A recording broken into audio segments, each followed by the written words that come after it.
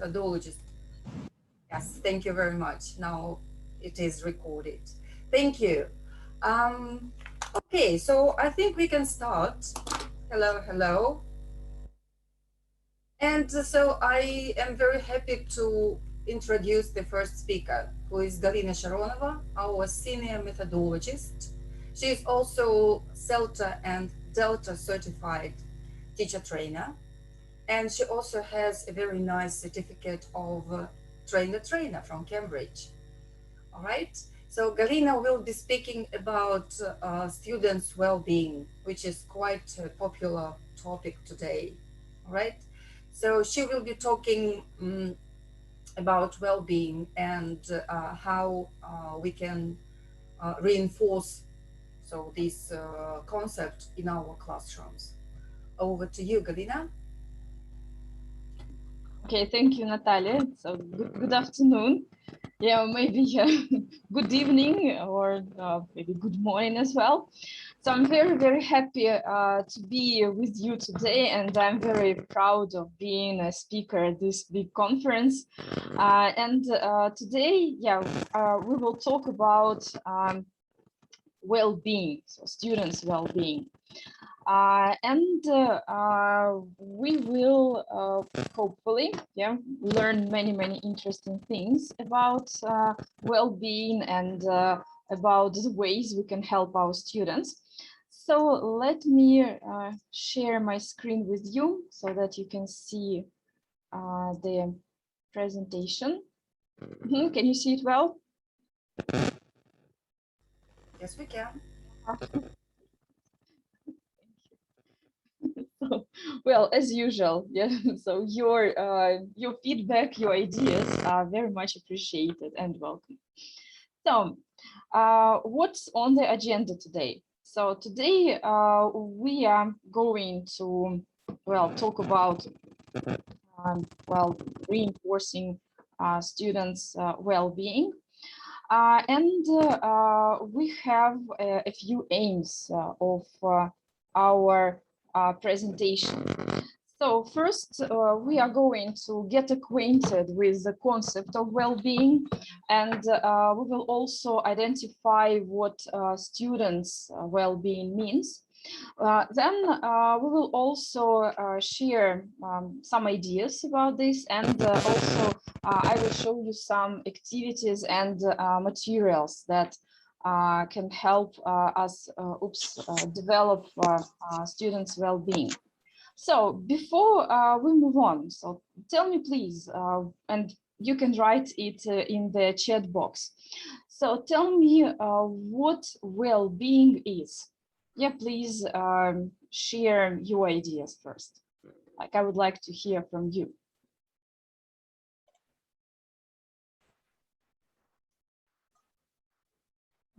So can you please write in the chat box? Yeah, what well-being is.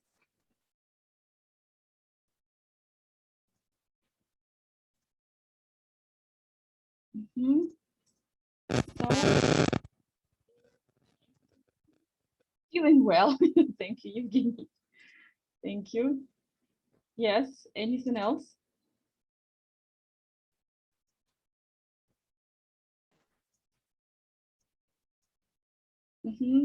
So, feeling well, but feeling well about what?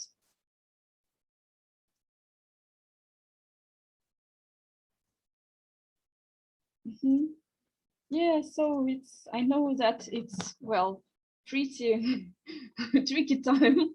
Well-being is the sense of being in peace with yourself. Oh, so Nadia, thank you very much. That's a very good, really good idea, and a very nice idea to share. Yeah. Okay. Okay, anything else?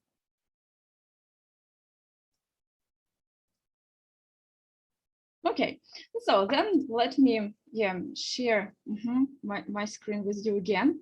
So about yourself and your teaching. Oh yes, teaching, working, and well, whatever. So then let's have a look what well-being is. And well, first of all, it's the capacity to realize your own abilities. Yeah, so you feel content, you feel happy about that, well, it's part of well-being. Then it's also the capacity to cope with normal stresses of life. Normal is a very interesting word here. Yeah, so because we face and have to cope with a lot of stress in our life, but normal stress is like something what you may face day by day. Yeah, so maybe running late for work, yeah, maybe not meeting deadlines and other things. Galina, I'm very sorry. So there is some background noise. Please make sure there is no gadgets near the microphone. Okay. I'm sorry. Is it better now? Hopefully. Okay, good. So this is a very good example of coping with the normal stress of life and still balancing it. So then also it's their capacity and the ability to work productively. And again, it contributes a lot into our overall feeling of success and well, being content with what we do. Then it's something global. So we feel that we have well-being in our life when we have a chance to make a contribution to our big community or maybe small community. So like neighborhood, your colleagues, your peers at school, and so on. And also this is the ability to have enough skills to develop and maintain healthy relationships, again, with a number of people. Psychologists define well-being as a special type of happiness, which is based on meaning, purpose, and fulfilling one's potential. Yeah, so if you have it all in your life, then you feel happy, and then you have the feeling of balancing your life and having this well-being. So that's like in general, and as you see, it embraces a lot of factors. And if we narrow down our context a little bit and then look at our students, then what do you think what well-being is for them? And again, I would like to hear from you. So well-being for students.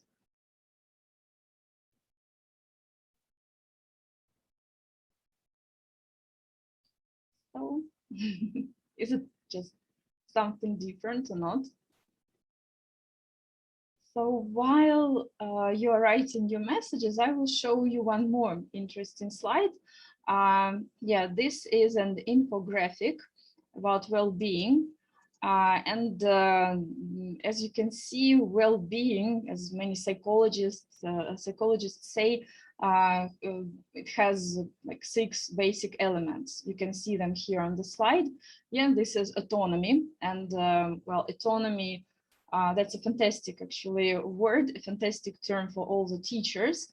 It's our ability to make our own choices, make our own decisions, and if we can apply it to studies, that's our ability to find necessary resources, then to ask questions, yeah, to question the resources, activating our critical thinking, and being able to study and find things out on our own. And thank you, Nadia, for your comment, ability to fulfill their potential in class, learn and study. Okay, only in class. Not much stress in the classroom and outside. Yeah, that's in the perfect world. Okay, this is, yeah, what our like goal is, and we need to know how to deal with it, how to get it. So then also, if we look at the 6 elements of well-being, then it's also self-acceptance, which is now a very trendy, actually, trendy thing. It's to know your own strengths, weaknesses, to know how to deal with it. And then there is a nice rule. I really like the way it is stated: be kind to yourself. like, well, we all learn how to be kind to others, like even starting from very young age, and then when we are primary schoolers, we all have this idea in our course books, yeah, which is usually called values.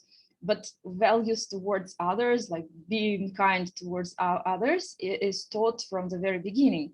But being kind to yourself is something that we should also be more careful about. So then competence, yeah, so that means like the pool of knowledge and skills that you have, which can help you deal with different difficult situations. Then it's also personal growth, yeah, when you are open, when your mind is open, when you want to go further, know more, yeah, and even if you know that you don't know something, we will talk about it a little bit later. And yeah, healthy relationships, which I mentioned before, talking about well-being in general, and purpose in life. That sounds very philosophical, but it's a very, very important part of our lives. And if we have a kind of sense of direction and value, then we are more determined, and then we can really see, we can prioritize many things in our lives, and then again, we can keep well-being. And if you look at this infographic, then you can see that at the bottom, yeah, it's like a stone, there is self-care. Again, being kind to yourself and taking care of yourself. And if it's the main priority, then you can manage many things in your life. Okay, yeah, there is a comment by Nadia, of course, in life either. Okay, so being successful not only in the context of studies, yeah, it's also being successful and content in life. Yeah, then if we again narrow down the context and talk about well-being, like from the student's perspective, then I can say that we can start with this. Yes, so well-being means positive relationships for students, relationships with their friends, peers, good relationships with their teachers and parents. And you as teachers, I guess, know that if there is a problem, any problem with relationships in any again environment, then students may lack motivation. Yeah, and it's very hard to get somewhere and to get some achievements if it doesn't function well enough. And then from again a different perspective, for many students that can be a priority, like positive relationships. Then there is, of course, one more idea, and it's, if you can see it here, so developing resilience. That's also a nice word. I really like this word, which means being flexible and adaptive. Yeah, and so it's when you can deal with your with challenges and stress, normal stress, not normal stress. So our students should know how to do this, how to deal with stress. And also at the lessons, so you should discuss it with your students, like how they can do this, and you can share some strategies which can help them deal with all the issues, all the obstacles and problems. Yeah, and they should know how to well cope with all these tricky things. And talking about resilience, I should mention one concept. Again, so it's an infographic, the learning pit. It's now getting more and more popular, like this idea and the way it is visualized. In other words, it's a solo taxonomy. Yeah, so the person who described it is James Nottingham, and he explains the ways we learn new things, we deal with obstacles. And if you as teachers know what may happen and how things are going on, then it will make your lives easier and you will know how to help your students. If you look at this infographic, then you can see that first, yeah, so this is the girl on the left. She faces something new. So she picks a concept, as it said here. It says here. Yeah, and then there is an idea. So our student is curious about it. And then later on, we get into this pit, like we are getting into it, because we see that there are so many things that we don't know and that we need to learn. And finally, when we get at the very bottom of the pit, then it's the time for frustration and uncertainty. And this is when we don't know yet, don't know yet some concepts in full, and then we see that there is so much to learn again. And this is, by the way, the moment when many people may have this imposter syndrome, when we just think that, well, we don't know anything and so on. But you should remember that we started with learning something. And then in order to get out of this pit and to deal with this difficult situation, we try to examine different options. And again, this is in our learning environment. It's when we develop students' autonomy, when they need to find out what they can do, they need to examine the options. And it's also the time when we should encourage collaboration. So the girl here is getting out of this pit on her own, but there can be infographic when there are other students who help, and there is a teacher who can help. And then finally, everything is fine. We have gone through all those difficult times, and now we know so much. And then we make the next steps. And well, nobody can guarantee that there won't be any other pits. Well, I would say that it's vice versa. There will be pits. And for our students, resilience means that, well, they know what to do in such difficult situations when they deal with something new in their studies and also in their lives. Yeah, so they may also have some problems in their lives. And well, if there is a safe and comfortable atmosphere in the classroom, you again can help them deal with it. Well, then there is one more idea here. And by the way, I would like to hear from you. And so, well, this is the infographic about the learning pit. And in the chat box, I want to hear from you to see your reaction. Can you please write a plus if you have seen it, minus if it's absolutely new for you? So the learning pit. Minus, okay. Okay.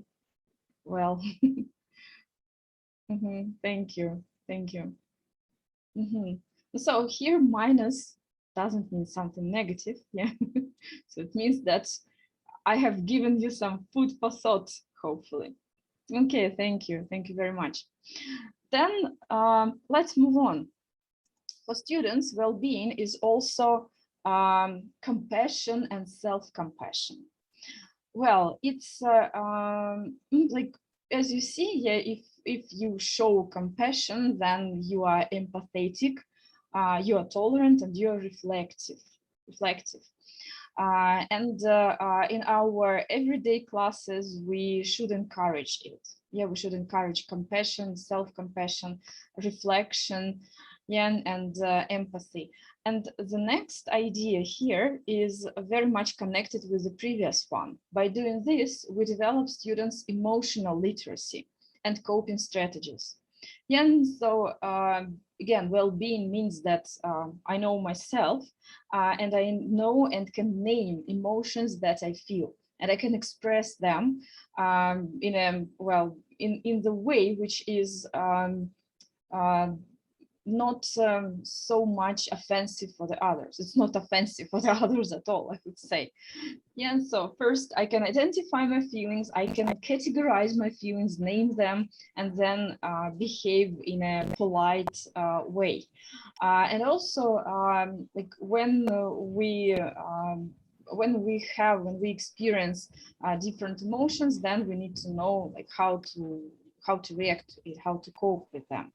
Yeah, so then as you see, this is what we should also help our students with at the lessons in order to help them maintain their well-being. Well, and this is the option which we have when we need to, well, think about it and like sometimes maybe plan our lessons from scratch. But there are some ready-made ideas and ready-made materials.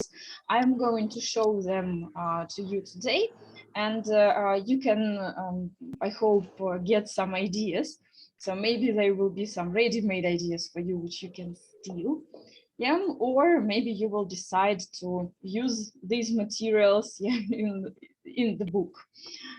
So let me show you the first extract. So this is the extract from a brand new book by National Geographic Learning. It's New Close Up. It's the book for teenagers. And it combines both, well, developing students' language awareness, language skills, and also it helps them prepare for international exams. And this is A2 level. Yeah, so A2, they are like at the beginning of this long learning journey. And so in this book, there are units, like in each unit, we have pages dedicated to well-being. So they are called Live Well, Study Well. And A2 level, the topic is making friends and being yourself. As you see, so we have an infographic again, then exercises 1, 2, and 3, they're related to the content of this infographic, dealing with comprehension. And then we kind of dig deeper. So we start reflecting. As you remember, reflection is important, yeah? Again, appealing to the students' experience.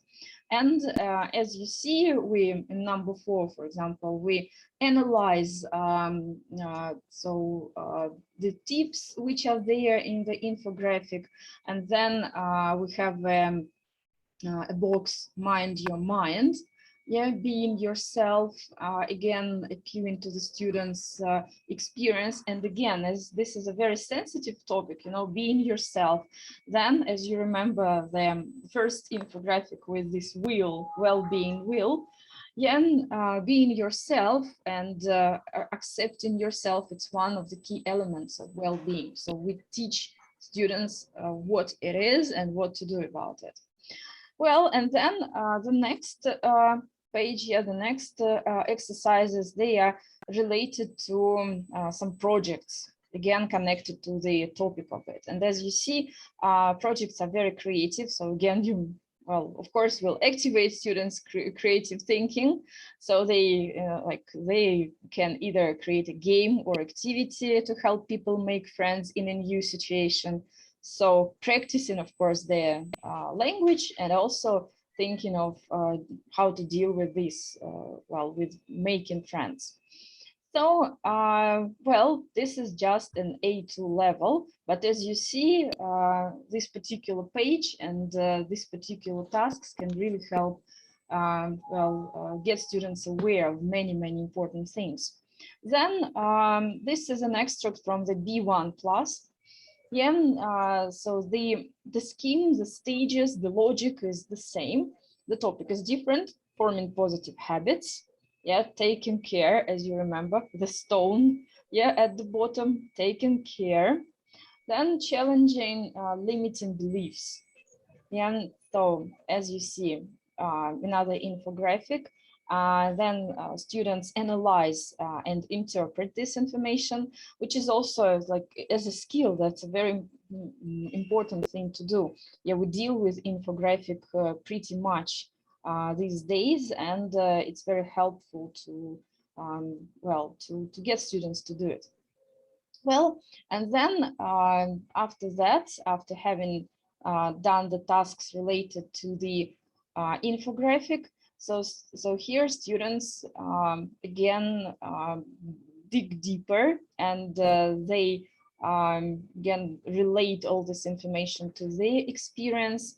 Yeah, and then, as you see, they learn, they speculate on how they can, well, how well, they sorry, like challenging limiting beliefs.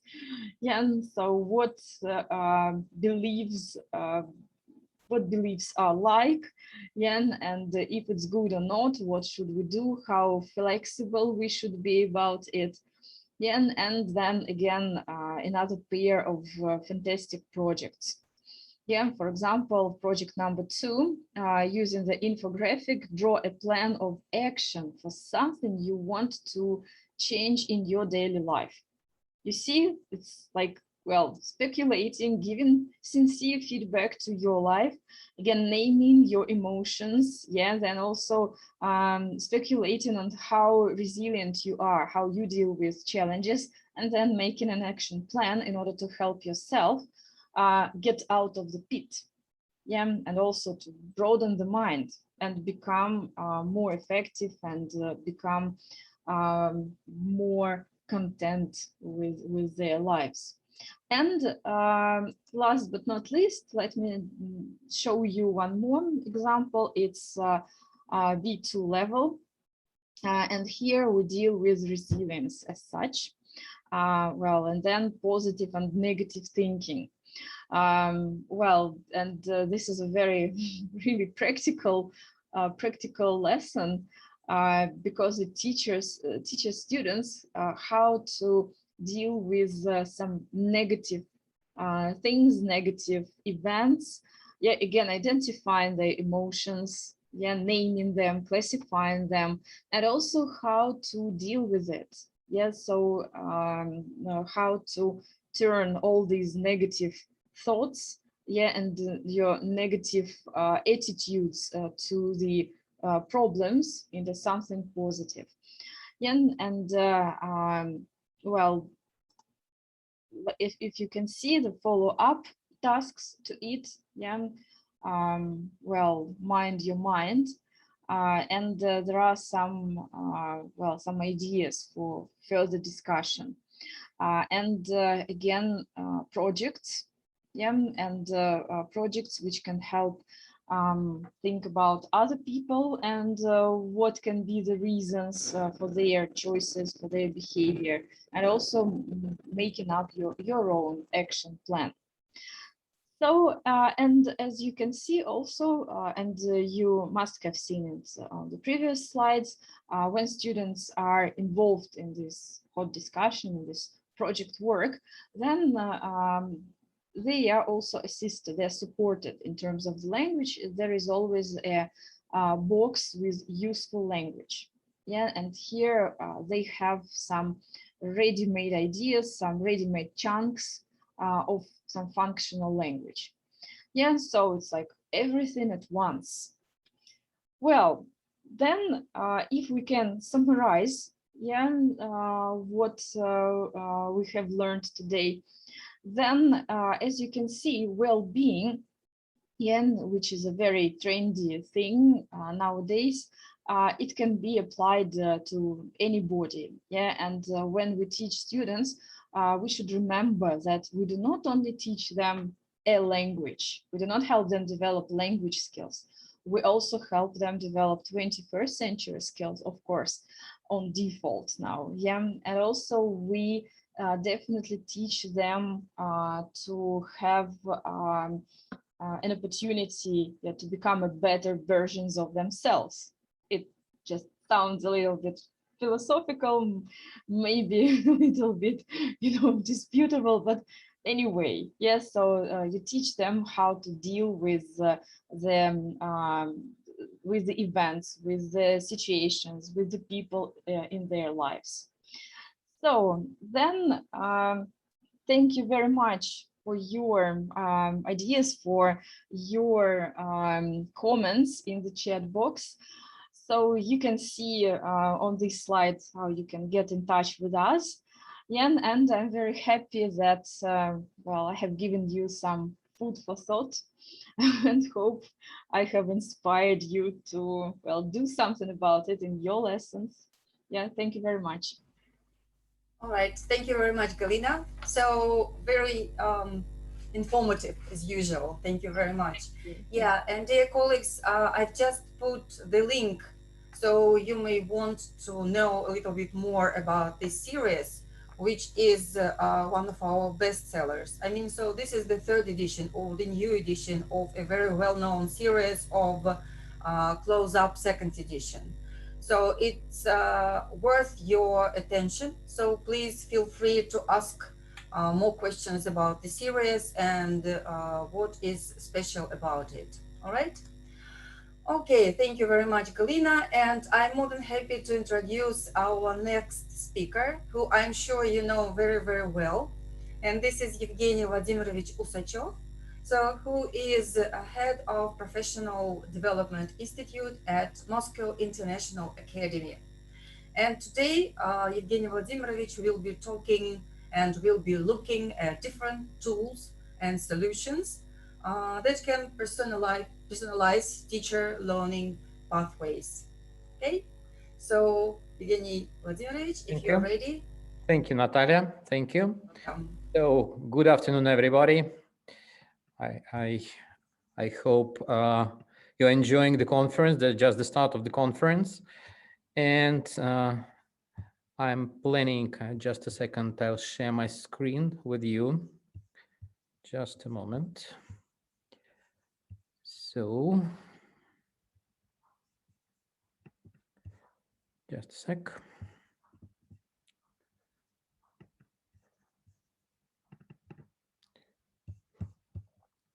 So my talk actually is a kind of, on the one hand, a guidance talk.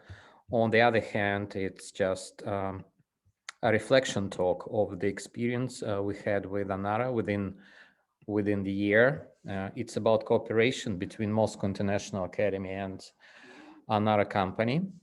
But mostly it's a kind of talk that teachers need. I called it CPD Reloaded, how to brew your own personalized professional development. I think on this pretty cool September days, we all do need some kind of brewing our own tea or coffee or whatever, just to feel warm and comfortable. I do believe that my talk will give you such a feeling, right? A feeling of sort of confidence and calmness.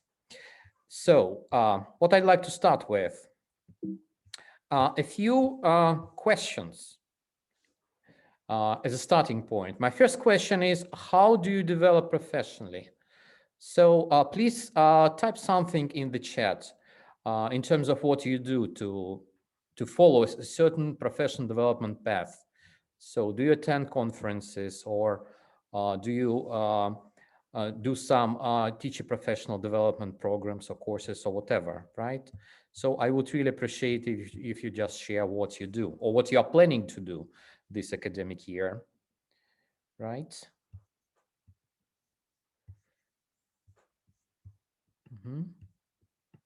Let me see.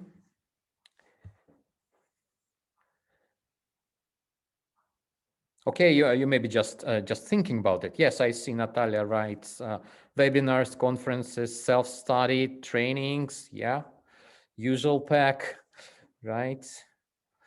Attending conferences is a good option. Yeah, good.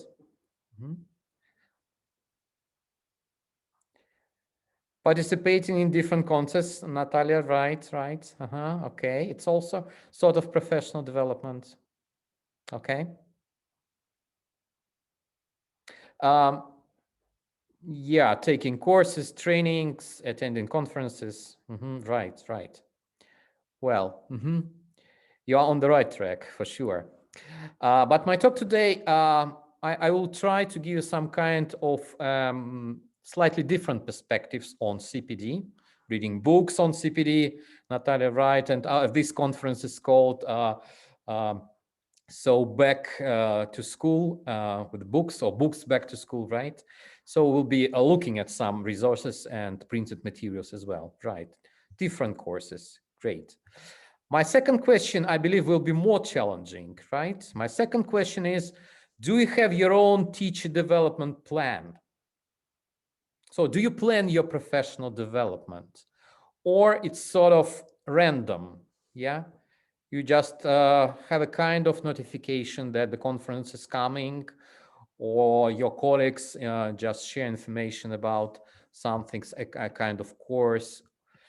The question is about planning. Yeah, Natalia writes yes, yes, yes. It's crucial, I believe, colleagues. I believe it's really crucial when we not just do it from time to time, or as they say, off and on, right?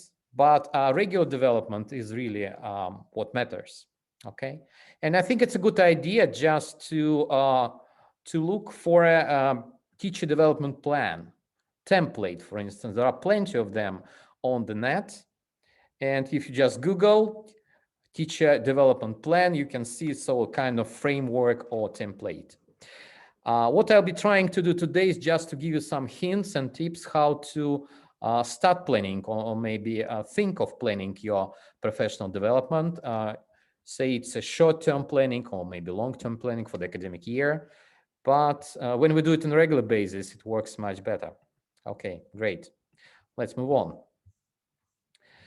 To start with, I'd like to briefly outline some coming trends or new trends in English language teaching, which we are all experiencing these days. So I believe you're all familiar with that, but again, just to look back at what's going on, I'll outline some of the trends. So the first one, which is just an emerging trend, it's using artificial intelligence in ALT. We see just the first signs of that. And mostly at the moment, it is mostly seen in assessment tools. Yeah, you know that some certification systems, as Cambridge Assessment, maybe some other assessment systems, they do already use some artificial intelligence. Mostly, it's just assessing such skills which are easy to assess, as reading or listening, but they're developing some other tools which assess speaking and writing as well. You might have heard about some of their solutions. For instance, Write and Improve, and they launched Speak and Improve. You can Google what they involve.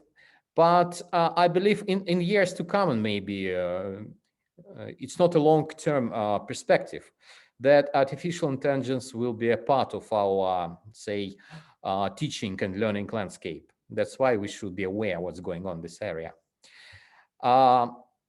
Everybody talks about digital literacy and digital skills and ICT proficiency. And this pandemic just showed us that it's a very important area of professional development, which helps some language schools and some language teachers not only develop their skills, but survive. Because the only way to deliver lessons was online, or say blended learning option, right? So a few areas, as you see on the slide, it's about managing data and information and creating digital learning environment, digital online communication, collaboration, stuff like that. And as you see, as Galina mentioned, digital identity and well-being is also vital, right?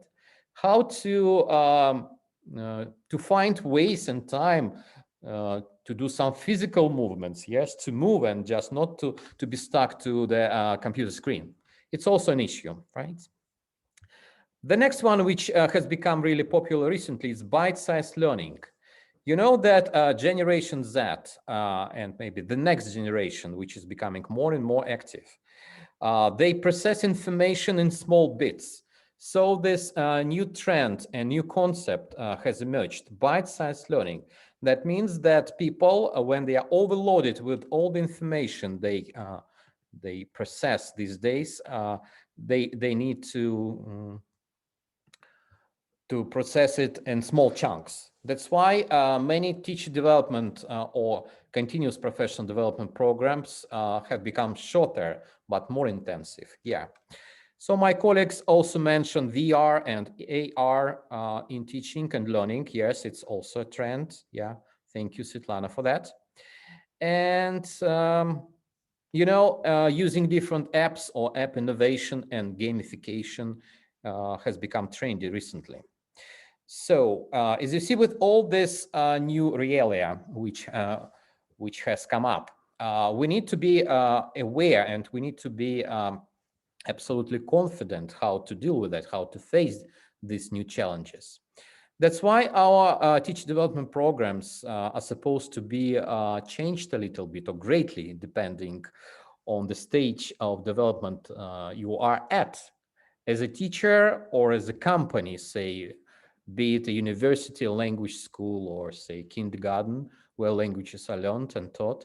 So we have to consider these great changes in our educational landscape. And this academic year and last academic year, we also faced one more challenge, which is hybrid classroom. So I suppose some of you have experienced that when some students attended live classes, face-to-face classes, but others, for different reasons, being on lockdown, maybe some other reasons, they can't come to the classroom, and we had to combine teaching both, say, groups, right?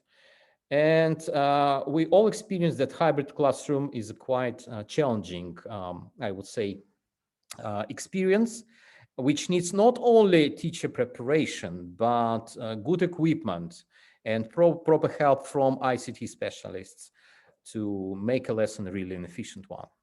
So these are some of the recent changes I'm talking about. Of course, you can mention in the chat some more you have faced personally. So of course, all these recent changes influence CPD programs, right? At the same time, no matter what is going on, it's natural that technology is developing and teachers are changing. It's inevitable. But the next good question I'm planning to ask you, what are your CPD expectations? You know that CPD programs are changing, and there is a reason for that. So what are your expectations? What do you expect from a CPD program or the whole process of development? So can you type in some key element or key expectations what a CPD program is supposed to be in line with the current changes? Well, for instance, it should be absolutely up to date, right? Can you just place some more ideas in the chat? Well-being, right? Yes, Galina's talk was very popular spells and will become, right? Yeah, to become an expert in one of the fields of teaching. Yeah, can't agree more. Yeah, being on the same wave with, say, your peers. Right. Getting something for self-confidence. Doing your CPD programs, you get more confident. Yes, improving skills.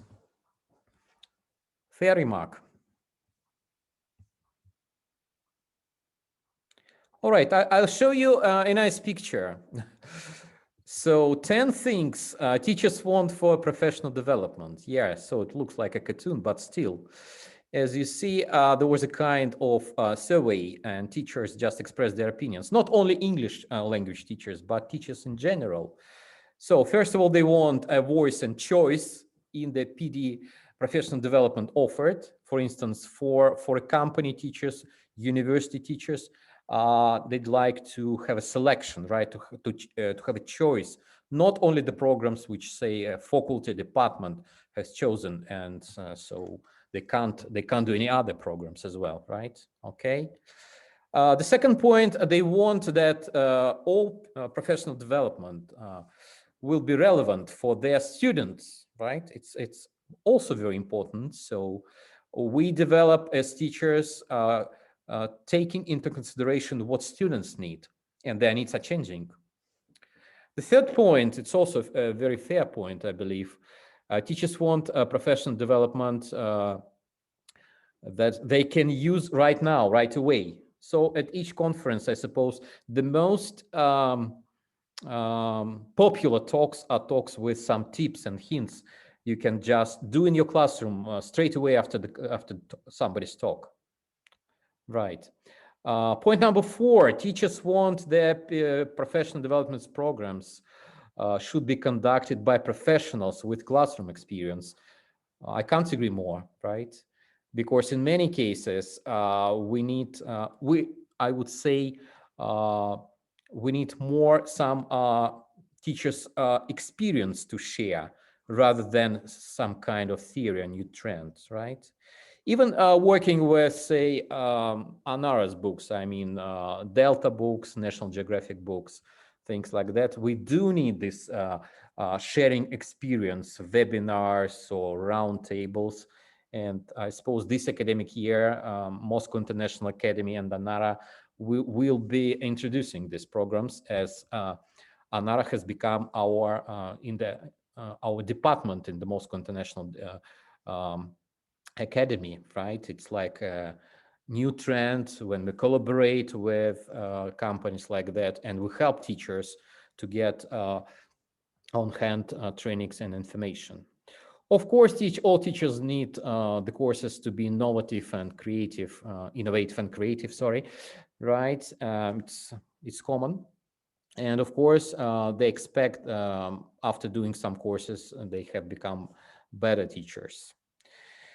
And as I mentioned earlier, they need more practical things than theory, but at the same time, new trends and theory is pretty important, and we need to be aware what's going on. And collaboration, especially in these pandemic times, teachers need collaboration online, and these days it's possible to have face-to-face trainings and webinars. They're not so common as they used to be, but still when there is direct collaboration and networking between teachers. And number 9 is quite an interesting observation, that teachers need professional development programs that will be relevant for a long time. But I believe these days it's not the case, because everything changes so fast, so quickly. And of course, the last point, but also very important point, want their management group or an administrative team will participate somehow in the sessions, or will give them a kind of opportunities. Okay. What I'd like you to do, it's a brief activity, just in terms of prioritizing. I put 8 points on the slide. You see CPD expectations. What I'd like you to do, can you put up 3 most important points and put them in their, say, in the order of your priority? For instance, if you believe that personalizing professional development programs is number 1 for you, you just put it in the chat. For instance, 5, it's personalized. If you believe that instant feedback is really vital, you put 7 on the second position. And maybe if you believe it should be flexible, put number 3 after that. Okay, 3, just pick up 3 of these, I would say, expectations and put them in a line, right? See, practical outcomes, yeah, it's first priority. Okay, it is expected, fact, or takeaways.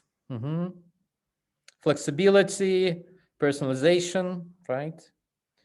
For some of our state-recognized certificate is important, especially if you work for a company, for institution. Flexibility, Natalia says, yes, flexibility, flexibility, flexibility. Okay, being up to date, having instant feedback. Okay, Okay. Thank you. Thank you very much. We'll move on. To my mind, there are some skills, or I call it, it's not my invention, CPD skill set. What is teachers, I would say, what teachers require or demand more these days, right? You can agree or disagree with me. If you disagree, say, give me your feedback in the chat. But I believe, I strongly believe that these 5, I would say, are the most important these days. It's digital literacy, meaning how to deal with language management systems or online components of the course books, or if a company you work for has its own language management system, how to deal with it. And the second area here, different applications you can use in different areas, developing different skills, say Miro board or some other tools you can use, right?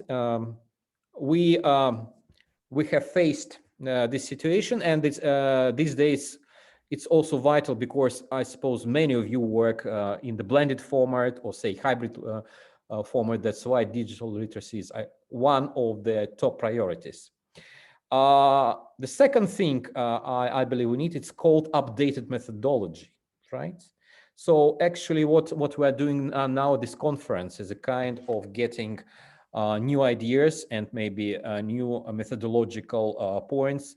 I believe my colleagues from publishing houses will share their views and this new approaches they maybe have been developing, writing books and providing webinars. So our methodological system needs updating, yeah. Especially if we boil down to a particular area of teaching. For instance, if you teach young kids or you teach university students, a lot of things are changing and we need to be up to date with what's going on here. The next area, to my mind, it's material selection and development. We are bombarded with lots and lots of new courses, yeah, new development programs, and it's not so easy to select, yeah, to select those which are relevant to your teaching context.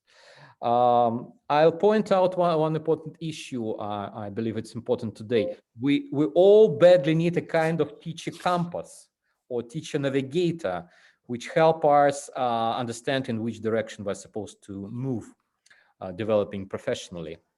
Of course, at all stages of professional development, all teachers need language proficiency development, so we update our language level. So, or for instance, we may go deeper in particular areas, be it academic English or be it English for specific purposes. And one important thing, I believe, is also raising our awareness of learners' development. And this Z generation, maybe next generation students, whose mindset is absolutely different from the way, for instance, we perceive and we process information. So briefly, there have been different CPD frameworks, if you know what I'm talking about.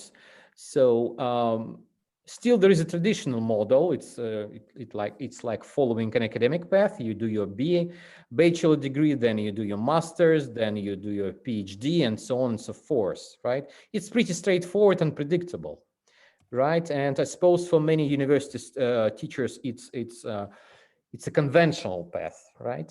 At the same time, I believe you are familiar with competency model developed by Cambridge, which involves foundation, developing, proficient, and expert level.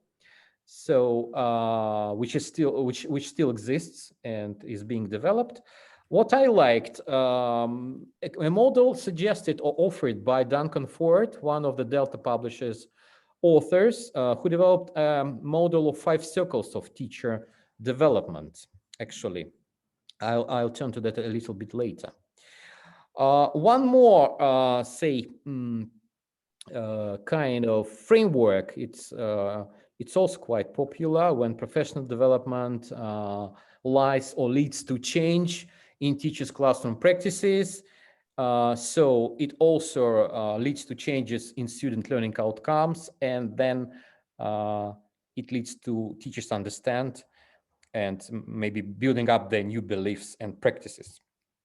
So as well as this traditional model you can see here, so which includes training, self-study, community collaboration, and professional experience. So the framework which was mentioned, which I mentioned just a couple of minutes ago, taken from the book by Delta Publishing. It's called The Developing Teacher by Duncan.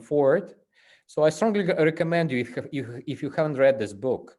So it's a nice book full of practical ideas. What I like about Delta Teacher Development Series is each book is full of practical ideas which you can just take from the book and do in the classroom. So not much to do, just you have a guidance, right? At the same time, the first part of the book, each book, it's one of the titles in the series. You have a kind of theoretical input, which gives an idea what the book is about. So this book is about teacher development. And Duncan in his book just outlines 5 circles of development. You as a teacher, you and your students, you and your colleagues, you and your school, and you and your profession. And there are some practical activities you can do in each circle just to grow professionally. For instance, if you come from circle 1 to circle number 2, so you get feedback from your students, you understand how to develop professionally, you try new materials with your students and so on. So I don't have much time to go deeper, but I just recommend you finding the book, maybe asking ONARA representatives for the title, for ISBN, and yeah, you won't regret, believe me. The new model which has come up recently, which gave me an idea of calling my talk "Brewing Your Own Personalized Professional Development." Actually, it's the research by a company called Age Ceremonies. Actually, the research was done about 6 or 7 years ago, and it gives us a new perspective on teacher professional development. You see on the left side of the slide the ways the teachers used to learn in the past. Some examples: day-long workshops, constant observations, things like that. And what is emerging, what's going on right now? Yeah, learning in the new age, which we all badly need a personalized approach to teacher professional programs, relevant materials, and of course, useful outcomes. Okay.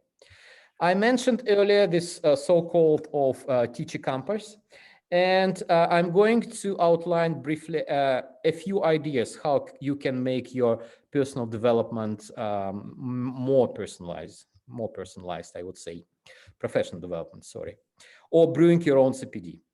Yeah, most of you mentioned that you attend professional conferences and webinars organized by publishers and maybe some language schools. So this year, Moscow International Academy and ONARA, we have developed a teacher professional development program, which we'll introduce later. So there will be just a few words about that. Then, of course, each teacher development materials, which I mentioned, today and tomorrow, you will meet representatives of different publishers, in particular Delta Publishing and Helbling Publishing. I strongly recommend you looking at the teacher professional development series, both in Delta and in Helbling. So they are up to date, they are practical, and they give you much thought and very many tools how to implement some ideas in your teaching practice. So the next point, which is becoming more and more important, they are teaching communities, which unite, say, like-minded people and help you to develop professionally. I can mention here Trendy English Community, which is very popular, uniting 15,000 teachers, TTT project, which is called Teachers Teach Teachers. I suppose my ONARA colleagues know what I'm talking about. So, and the leader of this community is Anita Modestova. And a very interesting project by Dmitry Nikitin and his school, Dmitry Nikitin School for Teachers. They also give conferences, lots of interesting talks and things like that. And of course, one more ingredient of your perfect brew, I would say, it's choosing the right course, CPD course. And a few words about our teacher development. Yeah, Natalia, I'm finishing. I know I've run out of time. So, dear colleagues, what you see, last year we started with ONARA, the course which we called Current Trends in Teaching English. So there were 7 webinars which we provided. Now they are all recorded and you have a QR code, so you can watch them absolutely for free. So, and as you see, the range of topics we have covered is pretty impressive, right? Including critical thinking, creative teaching, teamwork, collaboration, things like that. So don't hesitate to follow the link, the QR code, and watch them. And what we have planned for this academic year. So we are going to cover these particular topics, starting with choosing the right book, which is essential, and finishing with materials design and CPD. And usually our format of this sort of CPD program, 3 speakers, 1 representative of a publisher, right, supported by ONARA. So 1 representative of Moscow International Academy, and methodologies of ONARA company. So again, we will, I suppose, Natalia, if I'm not mistaken, the first is supposed to be late in October, right? We'll start, and of course, we'll keep you updated, right? So if you are interested in some trainings which are already in air, I would say, just follow this QR code. It's Moscow International Academy. Teacher training courses, you see it, and one of the programs starts just in a few days. In a few days. So thank you very much, dear colleagues. Here are my contacts. If you'd like to get in touch with me, I am available in all social media, Facebook, Telegram, and Instagram, where I also participate in live streams about course books. So thank you very much. I believe my talk was useful, and it will help somehow to brew your own teacher professional development. Thank you very much. Yeah, thank you very much, Evgeniy. I think everybody knows you as a guru of professional development. Yeah.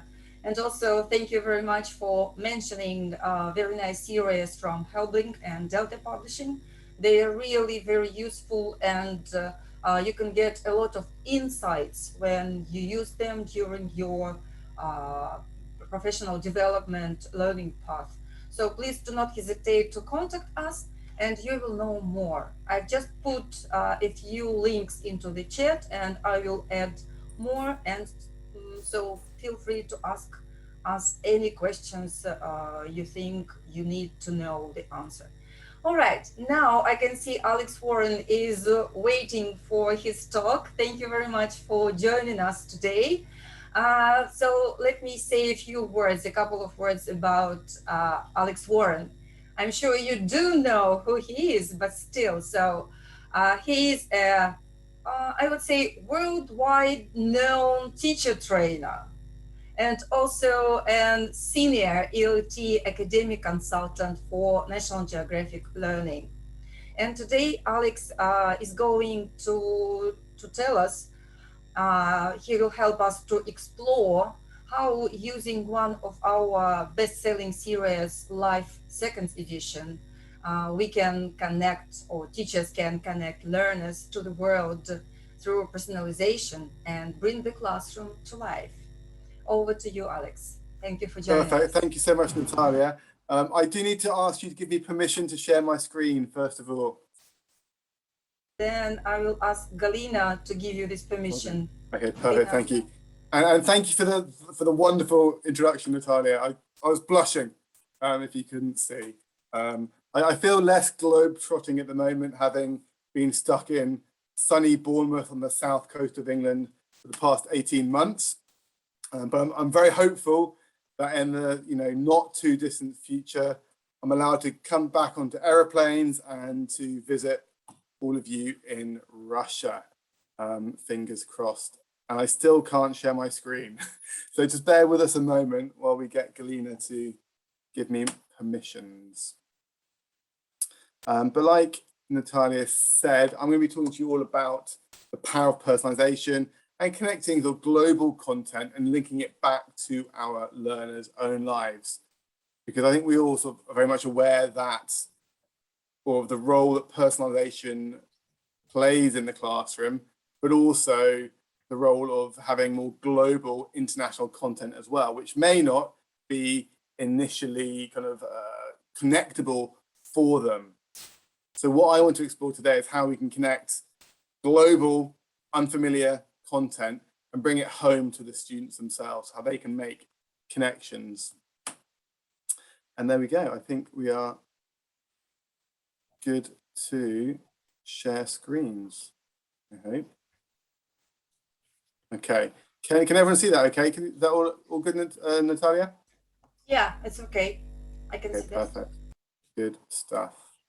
So, before we go any further, that was my little sort of introduction to you there. But I think before we go any further, we need to first of all define what we actually mean by personalization. Because I think sometimes teachers can fall into a trap of thinking that it's just about using language to practice grammar and to practice vocabulary. But actually, it goes a lot deeper than that. So just really quickly, in the chat box, can you complete this sentence for me? Personalization is ... How would you finish that sentence if one of your non-teaching friends said to you, what is personalization? How would you explain it to them? And I should say this is the first of many interactive tasks throughout the session, okay? Your participation, your interaction is going to be required throughout. So you have been warned. How would I finish this sentence? Personalization is ... Just one short sentence. Who is going to be brave and give me an answer? Okay, yeah, lovely, Evgeniy, meeting my needs. Okay, that's certainly one look at it. I mean, there's two different angles we can take here. That angle Evgeniy is talking about is actually having a personalized learning path for students. So in that respect, we're talking about differentiation to an extent. What I'm talking about here in terms of personalization is, for me, is taking what we're learning in the English language classroom and connecting it to the students' own lives in one way or another. And Scott Thornbury, who I'm sure you've all read plenty about, talks about it being when we use language, talk about our knowledge, our experience, and our feelings, using the grammar, the vocabulary that they are using. And that's absolutely fine. Here's an example of that happening. So we have a grammar lesson here all about determiners, and then we are getting them to practice, to learn, to memorize, to fossilize that information on determiners through a personalization task where they're using said grammar to talk about themselves. I like certain, some is really difficult. I don't have any, etc., etc. But like I kind of implied, I think it goes a bit further than that. It doesn't have to be just about using it to talk about, using grammar and vocabulary to talk about ourselves. It's also about, actually, not just your current knowledge, your current experiences. It's about increasing that personal knowledge. It's about having feelings and opinions about new and unfamiliar topics. Just because it's something they don't know about doesn't mean it cannot be personalized. And then finally, it's relating that topic to my own experiences. So it's not all about what they already know and what experiences they've already had. It's about introducing them to new things, new ways of life, new people, new cultures from all around the world. So it goes beyond just I, me, and my. It becomes us, because we're living in this global society now. And of course, there are many, many benefits to this. There's a reason why we want to personalize language, personalize content. And that's because I'm sure we all agree the students are more engaged in activities when they can draw connections between what they're learning and the world that they live in. It is comprehensible input. And that context that we're learning language is so, so important, because schoolwork, no matter what subject, be that maths, sciences, social sciences, geography, history, whatever it is, it has to be meaningful to the learners. It has to have a purpose outside of the school building. And I think by using content that is global, that is international, we are showing them that language is, well, the English language is far more than just a subject at school. In fact, it is life outside classroom walls for them. But we have a little bit of a dichotomy here, because we have the personal and then we have the impersonal, the things which they're not familiar with. Okay. Now, of course, in the classroom, personal is easy for them to talk about. It's concrete, it's known, it's low risk. They are happy to talk about their hobbies, their family, their town. But it's harder for them to talk about things they're less familiar with, that impersonal, because it is more abstract. Potentially it's unknown to them. They don't know how people live in Latin America, in sub-Saharan Africa, in Asia, Australia. That's unknown to them. And therefore, it is higher risk. They're less likely to talk or to share their views and opinions. So somehow we need to make the impersonal more personal, bring them together. And certainly that is something that course books are doing more and more so nowadays. And life, as Natalia said, is a really good example of that. And it kind of links back to some research by Professor Jack Richards a few years ago, where he talks about how teachers demand so much more of a course book nowadays. And as a result of pressure from students, teachers, current textbooks provide a much richer resource for students and learners. They have a stronger focus on international and indigenous cultures. They expose students to examples of authentic world Englishes, which is fine, but how do you get students to talk about that global content that they are unfamiliar with? It's a case of bringing all of that global content and making it as personal as possible. But the big question really is how? How can we achieve it? We're going to look at some ways in which we can, with some example lessons taken from life. But before doing that, I just want to share a quote with you from an author called Gertrude Mauskowitsch. And it's taken from her book, Caring and Sharing in the ELT Classroom. And she talks about how we need to start our lessons with students, no matter what the content is. Transfer to the textbook is easier when the content starts with the student themselves and then leads into the materials to be learned. Let the students discover what they can generate on the subject from their own personal thoughts and feelings. Draw on their own experiences and reactions. The transfer to the textbook will be more relevant, more apparent. Which is fine, but we still need to be creative. We still need to be inventive in our ways in which we can make those connections. But also, I'd also add that she talks about it starting with the student. I would also add that the lesson needs to finish with the student so that they are going on a journey. They're starting with their own thoughts, opinions, knowledge. We're then going on a journey around the world, whichever country, culture it might be. And then they're bringing it back to themselves with another personalization task. So it's going that little bit further with it. And you know, that becomes apparent when we're looking at content like this. Again, these are examples taken from Life, where you know we have an article all about Bolivian wrestlers, something which students probably have very little familiarity with, or dangerous dining in Japan, or the Rio Carnival. They may have heard of it, but they didn't know so much about it. But they're curious. This information, these images, the stories, they make our students curious, which is an innate quality that all learners of language have.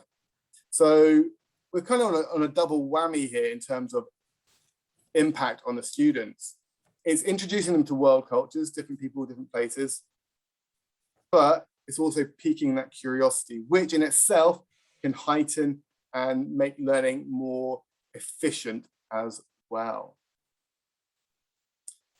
And of course, there are many ways in which we can introduce that idea of global content through text, through videos, through photography.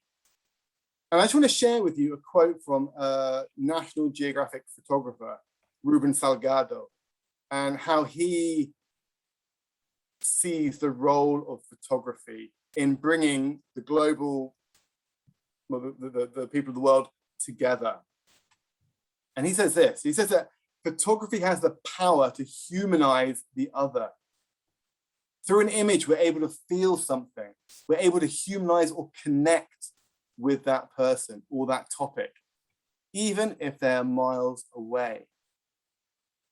And let's face it, students love looking at photos. It's what they spend half their time doing on their telephones, be that on Instagram, Snapchat, TikTok, Facebook, whatever. They live their lives through photography. So they are happy to talk about photos, have reactions to those photographs, making connections.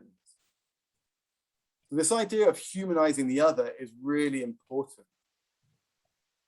So as an example of that, here's an image taken from somewhere where I'm sure no student has been to on holiday. Can anyone tell me where this photo was taken? Any guesses? Tell me in the chat box. Where is this? Any guesses?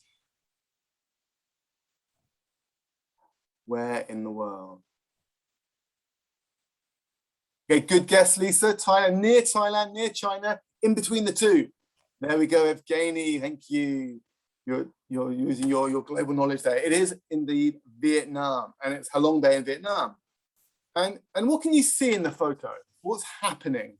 What's the activity that is going on, do you think? What are these two people doing? Yeah, they're on boats, but what are the people doing, do you think? Collecting lotus flowers, maybe, Lisa, good idea. Fishing, yeah, good. I can't read the Russian name, I'm afraid. But they're fishing. Now, just because your students have never been to Vietnam, they know very little about Vietnam, and they don't go fishing, it doesn't mean that they cannot connect to this image, to this global content. Because something special happens when we see a photograph. And that is, we have a reaction. We see a photo, we think something, we feel something, regardless of what we know about it. So just looking at this photo, what is your reaction to it in terms of your feeling? How does it make you feel looking at this photograph?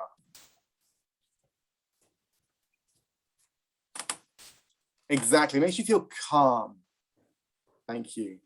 It makes you feel relaxed, tranquil. Any other suggestions on how it might make you feel? And it doesn't matter, everyone has their own view and opinion. There's no right answer, there's no wrong answer.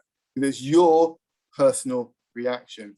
Maybe puzzled, maybe it makes you feel sad and lonely. Who knows? It doesn't really matter. But why does it make you feel that way? What is it about the photo that makes you feel a little bit mysterious, a little bit calm or relaxed? What is it about that photo that's interpreting it that way? Maybe it's the colors, that kind of purple. Maybe it's just the flatness, the calmness of the lake. Maybe just the light of the image itself, the haze in the background, the mountains. So what we're doing here is we're viewing the photo from what we call the affective perspective. In other words, the image and you. You know, so we have a sort of set of questions here. How does the image make you feel? Why does it make you feel this way? Does it remind you of anything? Now, just because you haven't been here and you haven't been fishing doesn't mean it cannot or won't remind you of something. Maybe it will remind you of somewhere you've been in your country that's maybe slightly similar. Maybe a holiday, maybe something you watched on television or something you read in a magazine. It turns out it'll kind of link to something that you have done. But it's about finding those connections, about having a personal reaction to that photograph. In other words, we are personalizing the impersonal of the global content through photography.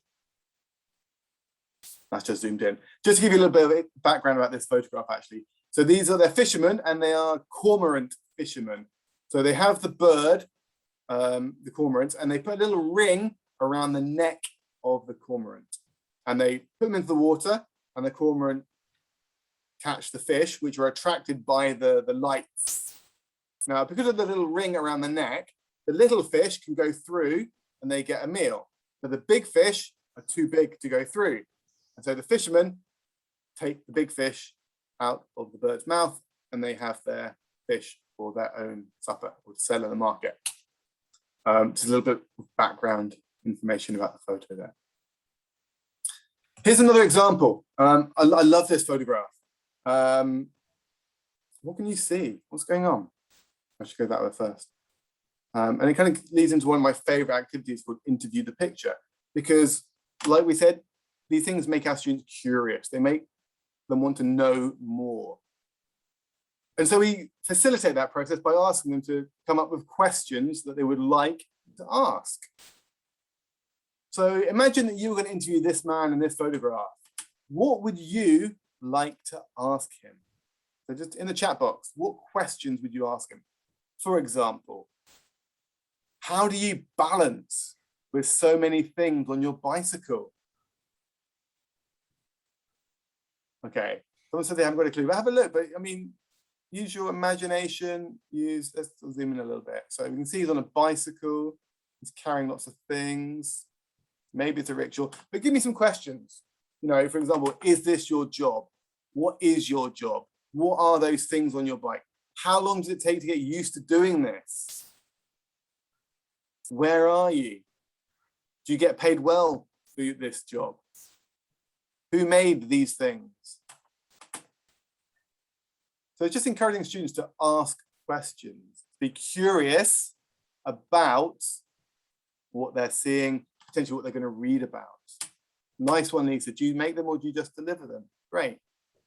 But this is making connections, because we're making connection to their mind, to their own ideas, their own interpretation.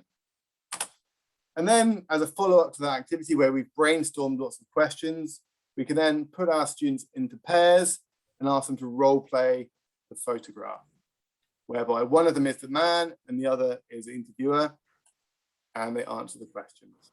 And there's no right answer, there's no wrong answer, but it's essentially putting themselves in the shoes of the person or the people in the photograph. And it's just a very simple way of exploiting that unusual image to get them communicating early on in the lesson. And just another thing about photographs, I think it's important also maybe to get students to bring in their own photographs.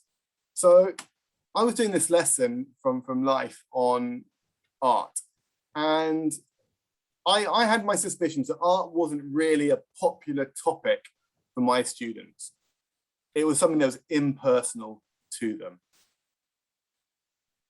So I thought to myself, well, how can I personalize this topic? How can I make them interested? How can I make them intrigued? How can I make them engaged in a lesson about art when they're not interested in art particularly? So what I did was I set a little task for them the day before. So I asked them that on their way home from school that day to take photos of anything that they thought was artistic. Now that could have been a building, could have been a statue, it could have been a beautiful view, it could have been some graffiti, it could have been a picture of a picture, it didn't matter. And then the next day, when they came to class, I asked them to take out their phones and show the photos to the people in their group and to talk about those photos, to share why they thought it was artistic. What did they like about it? What did they not like about it? So I then continued to do this with different topics, different ideas throughout the coursebook, using their content to personalize it for them. It was just a case of being, as a teacher, a little bit more creative of how we can bring back these kind of weird, wonderful topics from around the world that may not have immediate relevance to your students. It's our job to make it relevant to them. And I think this quote kind of sums it up really nicely from social psychologist Adler. It begins as a journey into another culture and ends as a journey into your own. So I think it's a really great opportunity that when we're introducing different cultures, different ways of life into a lesson, that we use that as an opportunity, as a springboard for students to reflect on their own culture and the way they do things and how they may do things differently or maybe the same. In other words, it allows them to personalize it. So we're going to explore this with a few different examples going forwards. So imagine we are doing this lesson all about steel drum culture in Trinidad, now in the West Indies. Now, naturally, your students probably have not been to the West Indies. So I think, well, why is this interesting then? How can I connect this lesson to their lives? Well, we have to think about what Malkovich said. Start the lesson with them. What do they know? What experiences do they have? Start with them. So it's just a case of having appropriate warm questions. How important is music in your country? Are there any special instruments, or does your country have a traditional type of music or musical instrument? We're starting with them, and then we might sort of work around the world. Well, what other countries do you know of that have specific instruments that you would connect to them, for example? And then that leads into the lesson here on the video on the steel drums of Trinidad and Tobago. And then we go full circle, okay? We come back. Musical instruments can be important national and cultural symbols. What are some other important symbols of your country, of your culture? That's linking back. Plan a short 2-minute video about your country symbols. Which ones will you show in the video? What will you say about them? And then they're presenting the ideas. So we're taking them on that journey. We start with them, we take them to the West Indies, to Trinidad, we bring it back home. What represents your culture? In the same way that the music, the steel drum represents the culture of Trinidad. Another example here. The shaman of Paraguay, Paraguay shaman. Again, it's something that's an alien concept for your students. But that doesn't mean that they can't have ideas about it, their own thoughts and opinions. So these are the kind of questions that I would ask to my students. How do you think shamans treat sick people? What do they give them? Do they use the same kind of medicines that we do? How are they different to Western doctors and conventional medicine? So thinking about any maybe similarities, any differences that they might have, finding connections.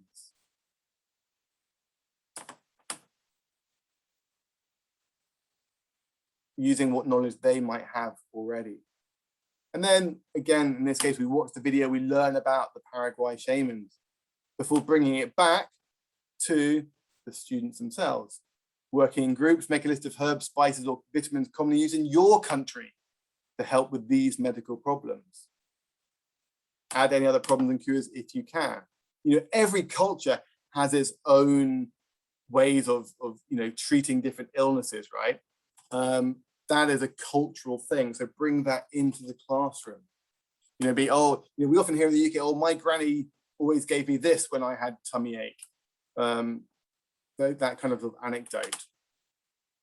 And then sort of exercise 7 there, we can see, zoom in for you. Look at these beliefs and cures about prevention. Which do you think are true? Do you have any similar beliefs? So it's always bring it back to your students' own countries. And that in itself makes it more meaningful, makes it more enjoyable. So not only are they learning about the world that they live in, the different people, the different places, the different cultures, but they're also reflecting on their own culture and how they do things. I've got another nice example for you here. Eating insects. Now, very quickly, let me know in the chat box, have you ever eaten insects? Just a yes or a no in the chat box. Have you ever eaten insects? No, says Lisa. How about the rest of you? No, says Tatiana. Okay, no, says Evgeniy. Okay, another question for you. Would you like to eat insects? Would you like to try something? And what insect would you like to try? Cockroach, beetle, scorpion, ants? What would you fancy having? So we're getting that initial reaction, right? But you know what? Culturally, for some countries, eating insects is completely and utterly normal. So just because it's not normal for you, doesn't mean it's not normal for somebody else. And I'm sure there are certain foods in Russia which people not from Russia would find a little bit unusual because, everywhere is different. We all know what reputation UK food has, but we think it's delicious. Other people might not. That's okay. So again, we're sort of linking this to what students might already know. Is eating insects a new habit? Is it good for you? Have you ever eaten? Would you? What's the strangest thing you've eaten? Is there any food in your country that visitors find unusual? So it's linking back once again to you. Okay, we have caviar. I would say caviar is not that, well, to some cultures it would be unusual. But tell me really quickly in the chat box, in Russia, what is maybe something people find unusual? But maybe next time I come to Russia, I should try. Any suggestions? Oh, Roshka with sweet kvass. I have no idea what that is, but if it's sweet, it sounds good to me. Any other suggestions for me? Natalia, I hope you're taking notes so that when I do come next time, you can go and try these things, right? Sure, no problem, Alex. Okay, let's watch a quick video of these insects to see what we can learn about eating insects. So I'm going to stop my video to help with the streaming. And I'm going to make sure I share my sound. So do that, stop my video, and let's watch the video. Enjoy. Larry Peterman is a candyman on a mission. For more than a decade, he's been promoting a valuable food source that most Americans find revolting. In a land of plenty, people resist. Larry knows why. From an early age, parents teach children to avoid insects. In our culture, from the time that we're really small, we're taught to avoid insects. They might bite you like a mosquito or swat them. This got a good cricket in it. But kids aren't the only ones munching on bugs. Around the world, more than 1,400 insect species show up on menus. Insect eating, or entomophagy, is part of healthy diets in Asia, Africa, Australia, and Latin America. This trend is anything but new. Archaeologists have found evidence of it dating to the earliest humans. Advocates of insect eating like to note that it's environmentally sound. producing a pound of caterpillar takes 1/10 of the resources needed to produce a pound of beef. And insects brim with vitamins and minerals. But despite all the benefits, most Americans can't stomach bugs. Welcome, welcome, welcome. Have a seat. Unlike Larry Peterman, who celebrates them at his dinner What a parties. gentleman you are. The evening begins with Larry's version of the classic shrimp cocktail. We just finished preparing a cricket cocktail. It's a lot like a shrimp cocktail, only instead of shrimp, we use crickets. Okay, folks, here's the first course. Oh, yeah. Now enjoy.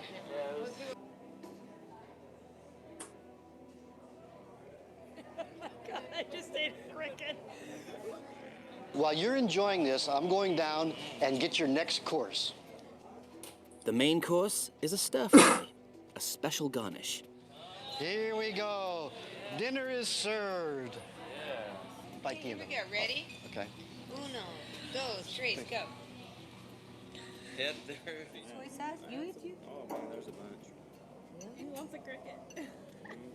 Several courses later, Larry presents his pièce de résistance. Best event and dinner I've had. Okay, here it is, folks. What you've been waiting for. This. Oh, that chocolate. Now, don't everybody dive in until everyone's been served, please. We call them a Pismo surfer. What it is a banana with whipped cream and a really good cockroach on it. You don't have to eat the wings. You don't have to eat the head, unless you want to. Do you know where this cockroach has been? Really not for me. How was it We can taste? do another one next week if you like.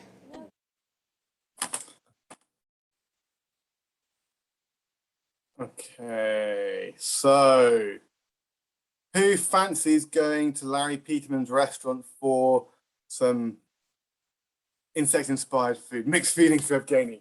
But you're intrigued, you're interested, right? And that's what kind of global culture does to an extent. Well, Lisa wants to go. Good. Nice try. Well, you know, you have to try, right? It draws students in, but then, of course, you still want to try and personalize it. So maybe you get them to create their own 3-course meal using insects, you know, using what they, you know, maybe adapting a Russian recipe, but using it with insects instead of coming up with new dishes. One nice way of personalizing it. Or you can get them to be even more creative and, you know, do some sort of written and spoken work with it, where you imagine you've been to one of his restaurants or one of his dinner, insect tasting dinner parties, and you get into a bit of writing. You can email a friend about the experience, write a magazine article or blog about the experience.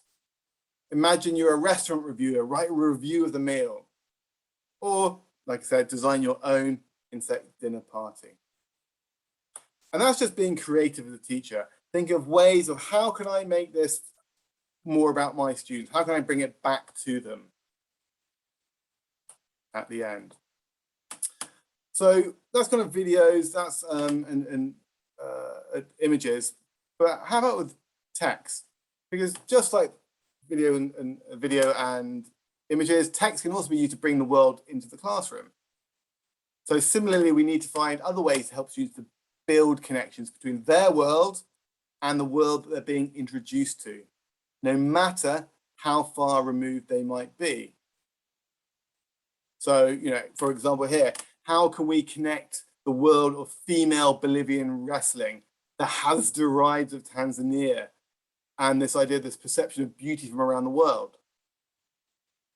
Again, we have to start with the students. So here is a lesson from the advanced level of life. And it's all about the Tuareg tribe from North Africa. And it starts off by talking about some proverbs about their lives.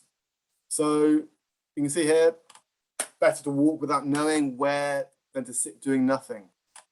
In life, it is always impossible to reach agreement in the end. It is always possible, sorry. Acquiring things you do not need will kill you. Okay, so that's from their culture. But we might want to get our students to think about that. Well, what does that tell us about their culture? Do you think? What do we learn about the Tuareg people here, about their culture, and what it says about them?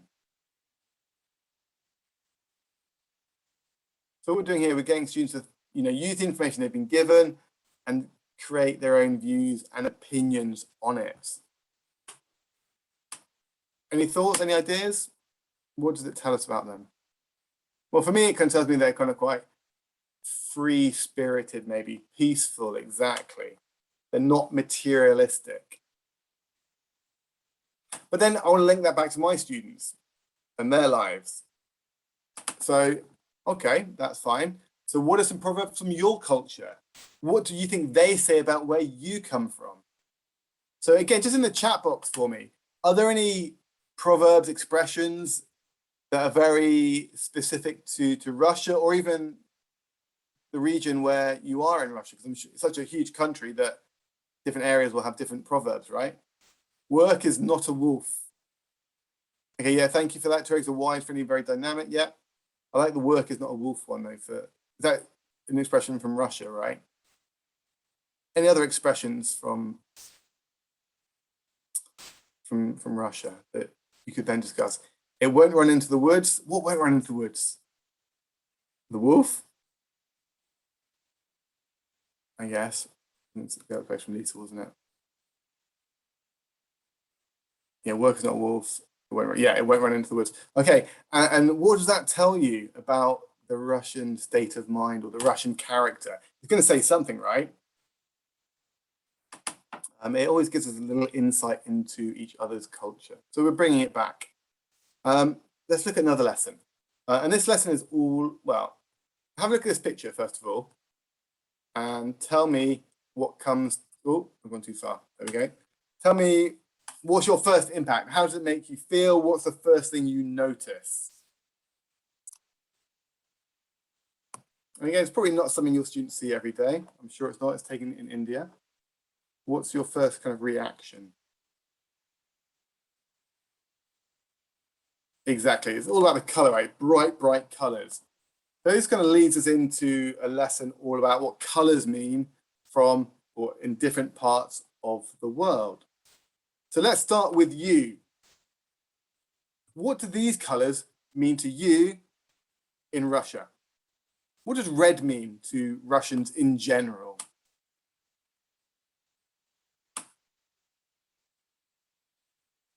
For example, in the UK, it means love, color of love.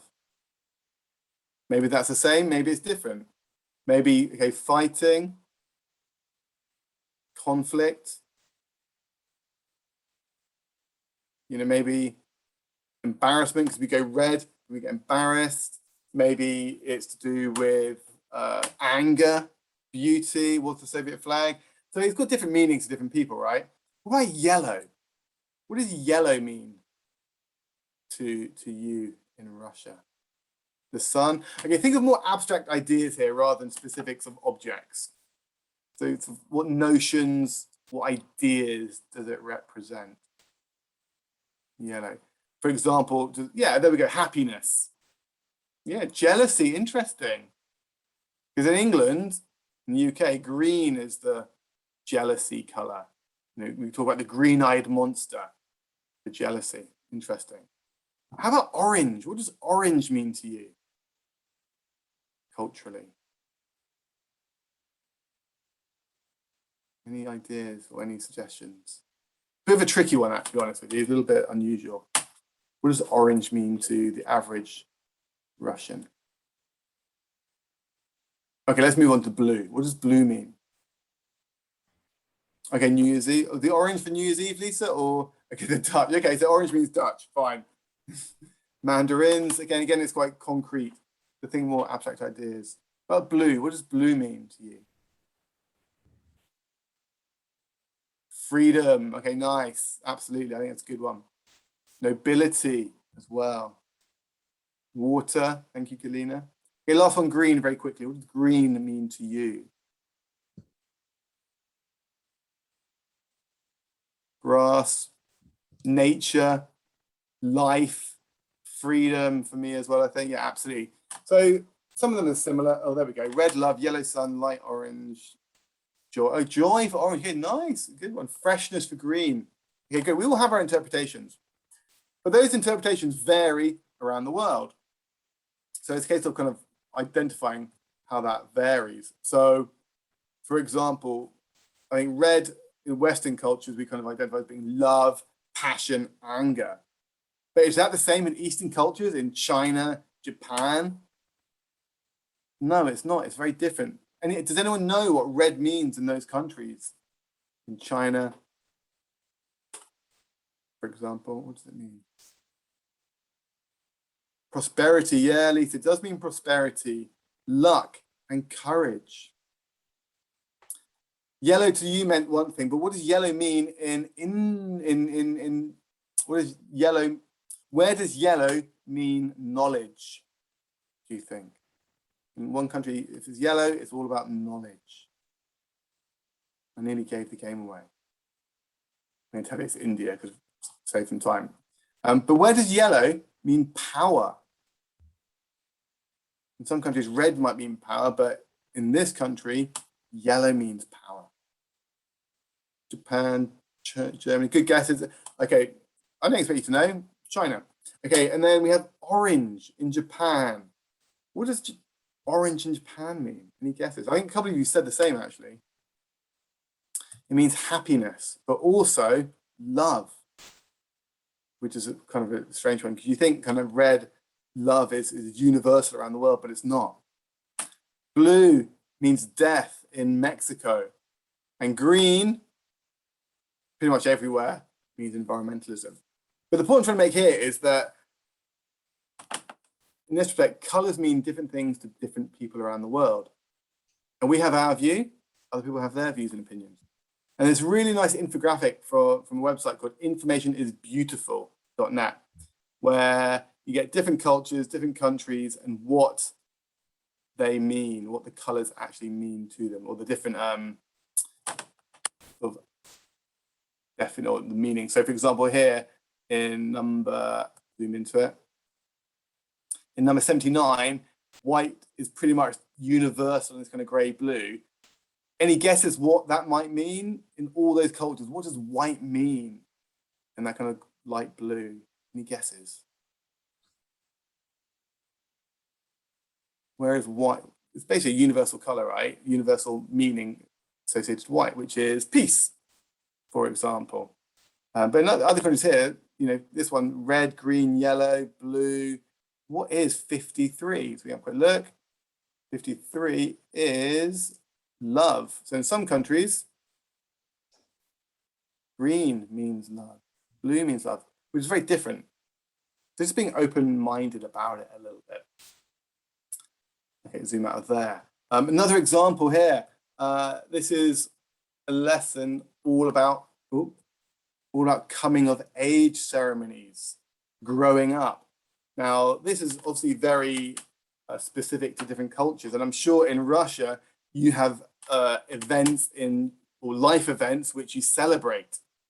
So in this particular lesson, we're learning about the quinceañera in Latin cultures, cattle jumping in Ethiopia and Kenya, and the I can't even pronounce it, the Sajito High Festival or celebration in Japan.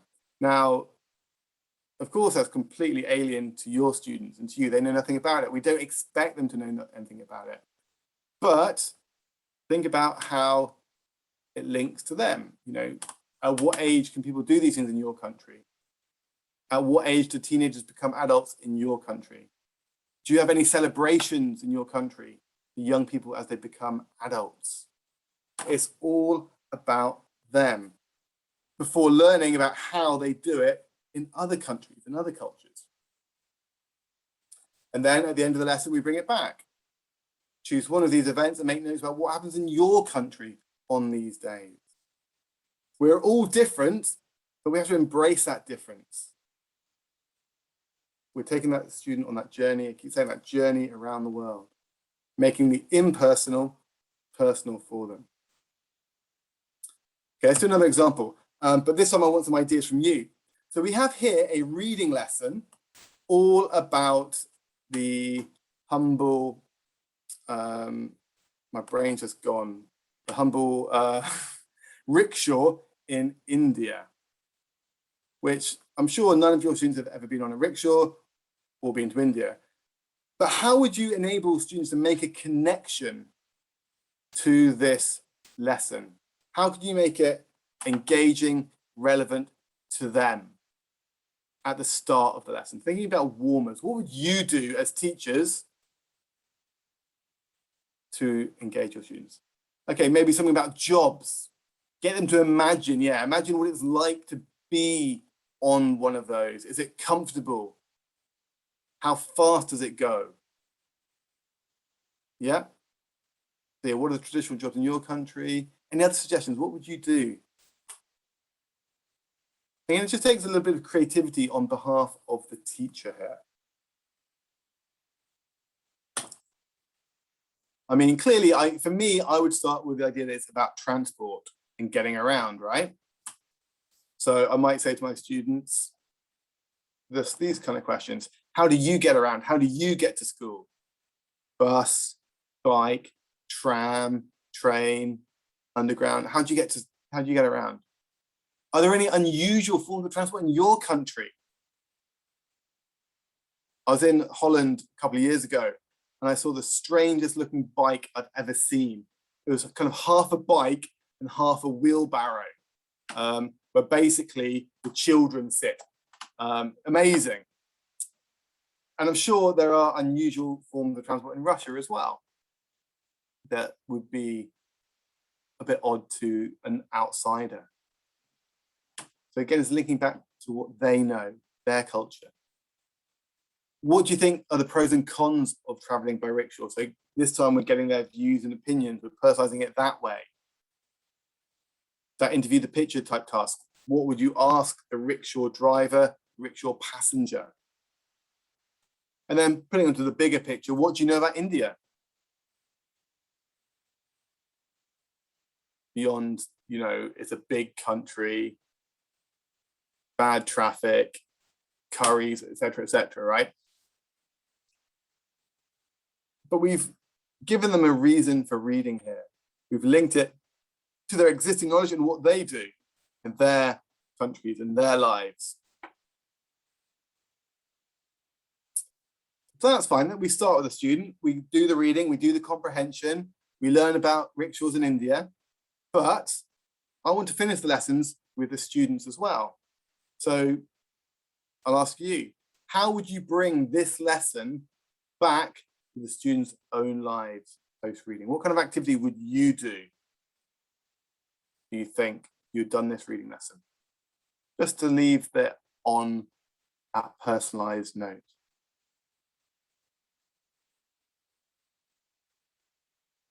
Any suggestions?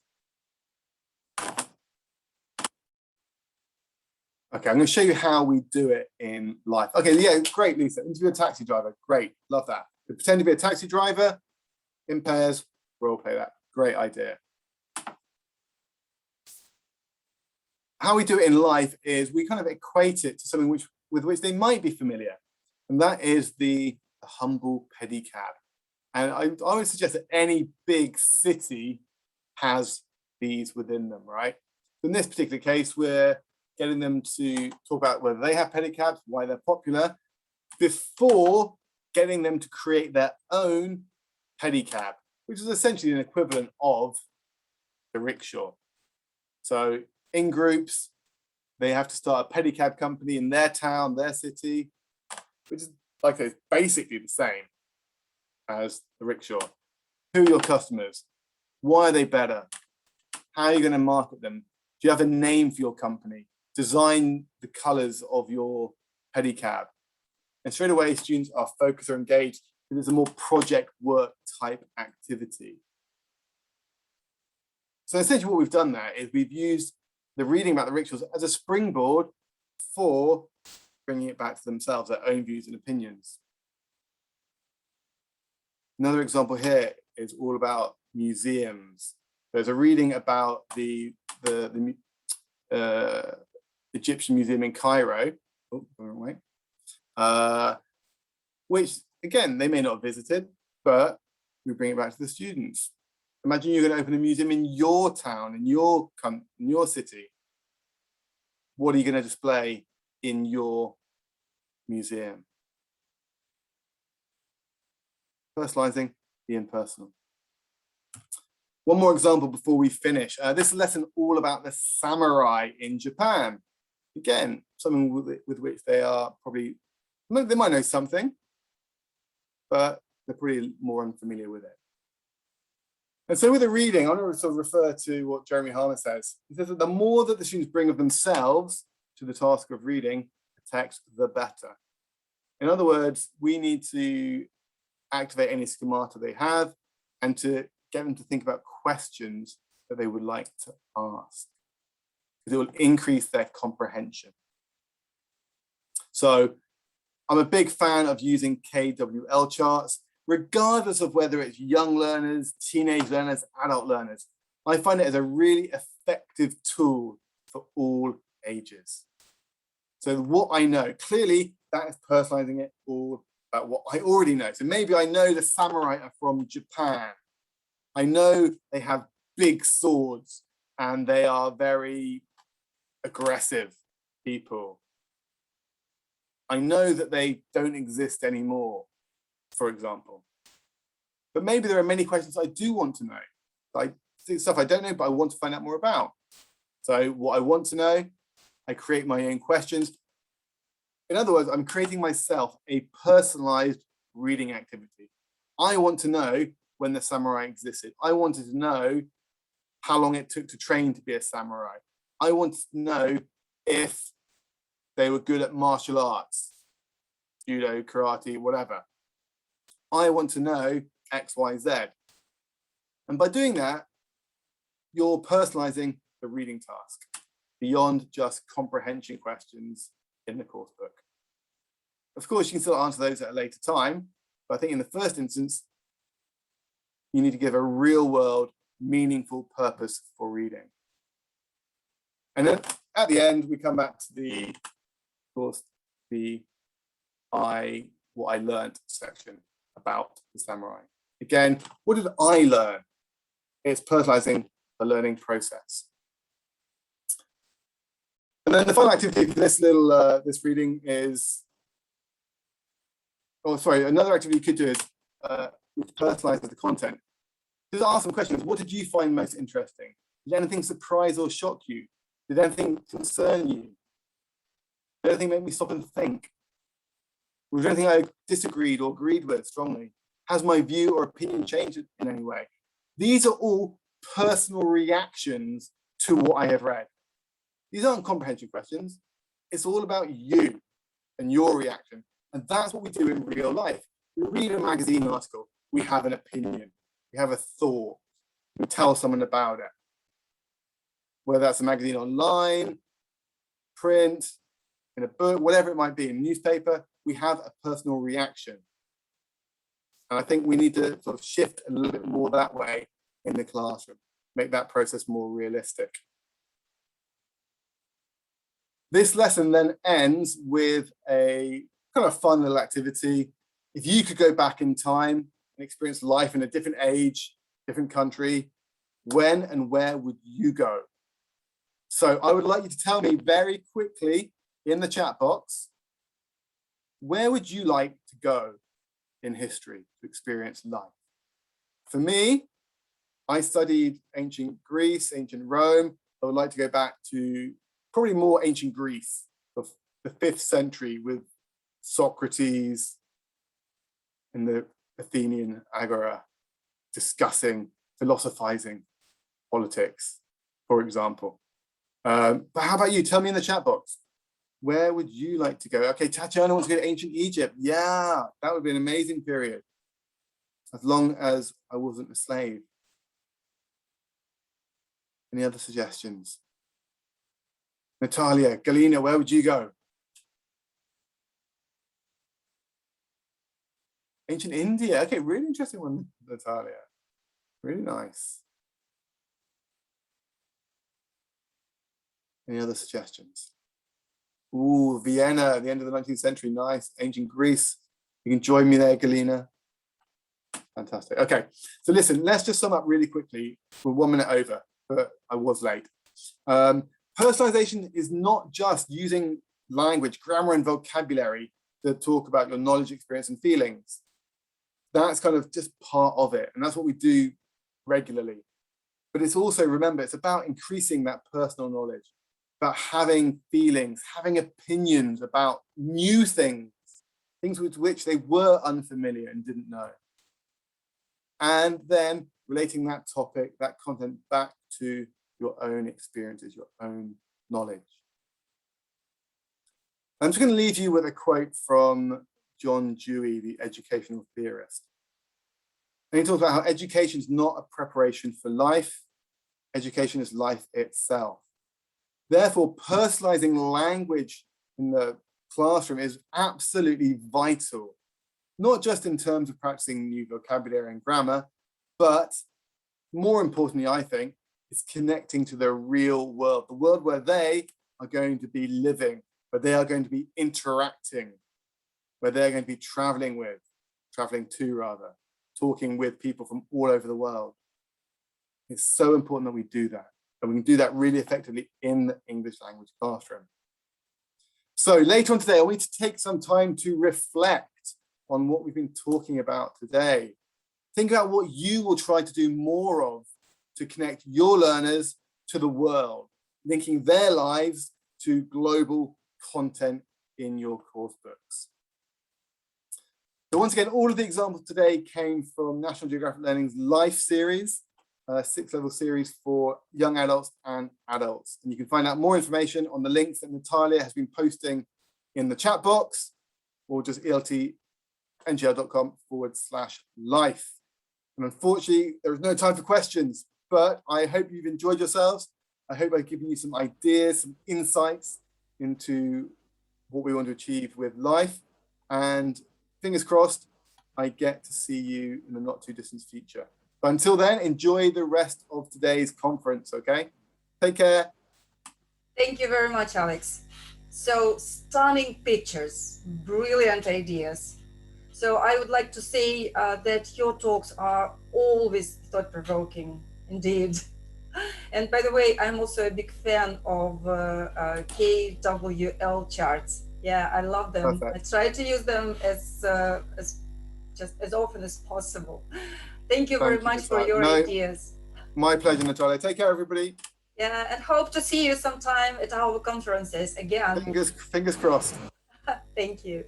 Would you mind stop sharing your screen? Okay. And please welcome Martin Thomas from Delta Publishing. Yeah, I can see. Hello, good afternoon, yeah. Natalia. Good afternoon, and we can hear you very, very well. Thank you for joining us. All right. Thank you for having me. All right, so just a couple of words about you and so your company like Delta Publishing, right?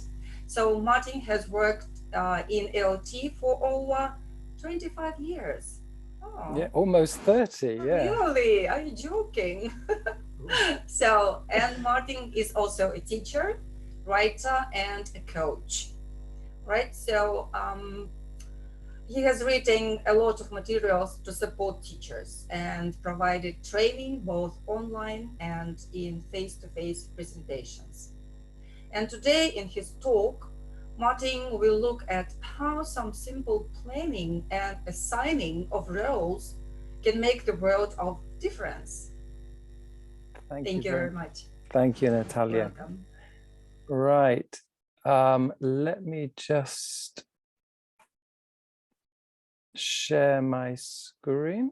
Okay, and I have a new computer which now says it doesn't want me to share my screen. You are a co-host, so okay, just 1 second. Apologies to everybody because it is saying PowerPoint unknown. Let me just,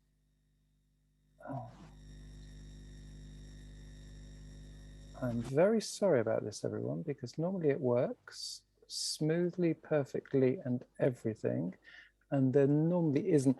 Let me just try and bypass this, if you will talk amongst yourselves.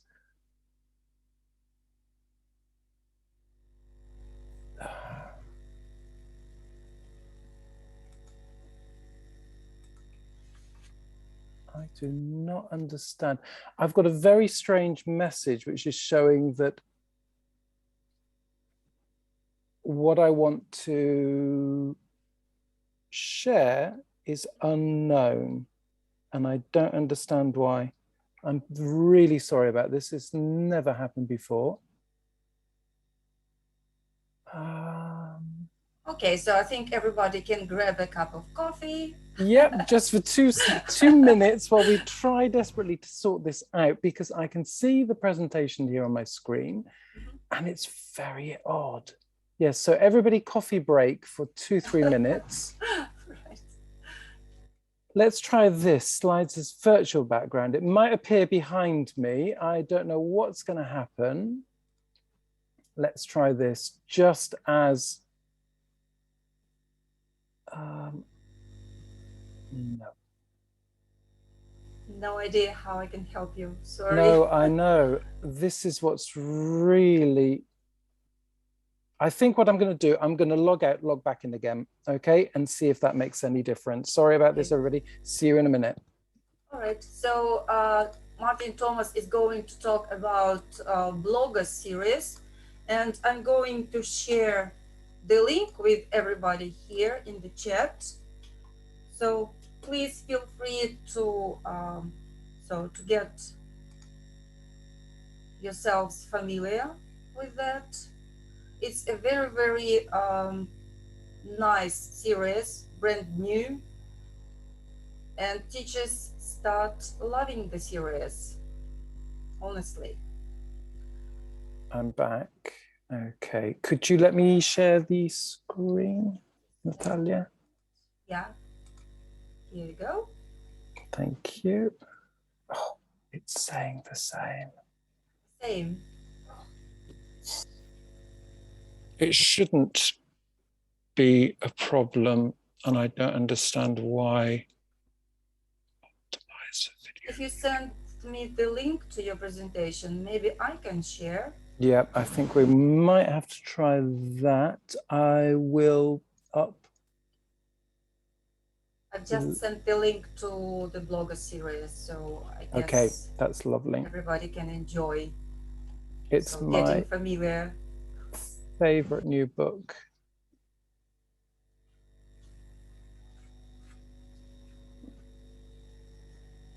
And Alex with his had no problems, right? And I have presented before, even though it's a new computer. So I do not know what is going on. Let me try and send this to you, Natalia. Yes, sure. It might be too big. The presentation might be too big.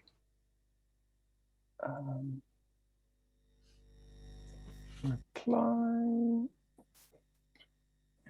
Okay, insert.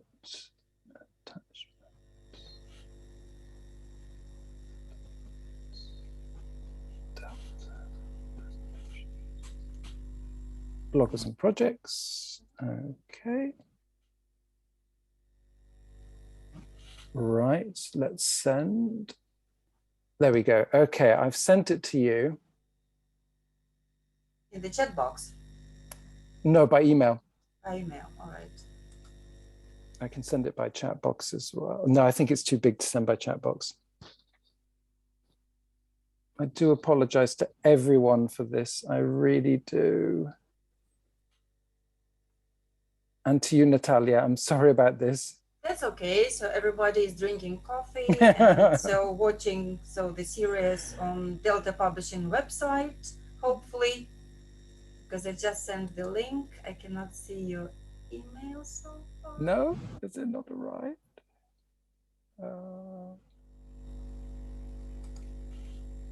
Zoom is usually the smoothest thing in the world to use, and today it's let me try another thing as well. Okay.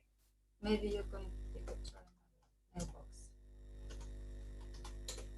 Yeah, that's my personal mail. Okay. Any ideas? Anybody? What we can do here? Has it not come through? No, not yet. Hmm. Maybe because it's too heavy. I've just sent you my personal email address. Okay, let me try that. Okay, everybody, sorry about that, but such things happen sometimes. They do. I could go through all my stories of when presentations have gone wrong, but I won't, not now. This is to add to the list. Or even in the classroom with whiteboards, that's even worse, but there we go. No, your email hasn't come through either. We're having... You may as well open sites of books presented. You may as well open sites. Yeah, Olga would like to. Okay, let me try Google. Why is it saying this? Advanced files. Basic. Let's try this one. Let Open me see system if preferences. Bernardo is here. Maybe we can ask him to. Okay. Zoom, let me try this.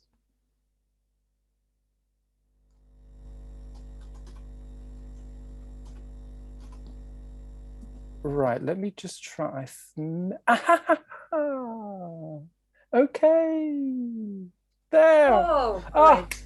There. Okay. Somebody is on our side. I apologize again, Natalia. I'm very sorry about that. Okay. Yeah. It was a small little box that needed ticking. Right. Okay. Here we are. Projects can be fun and so can presenting. Right. So I hope you've all got your coffee.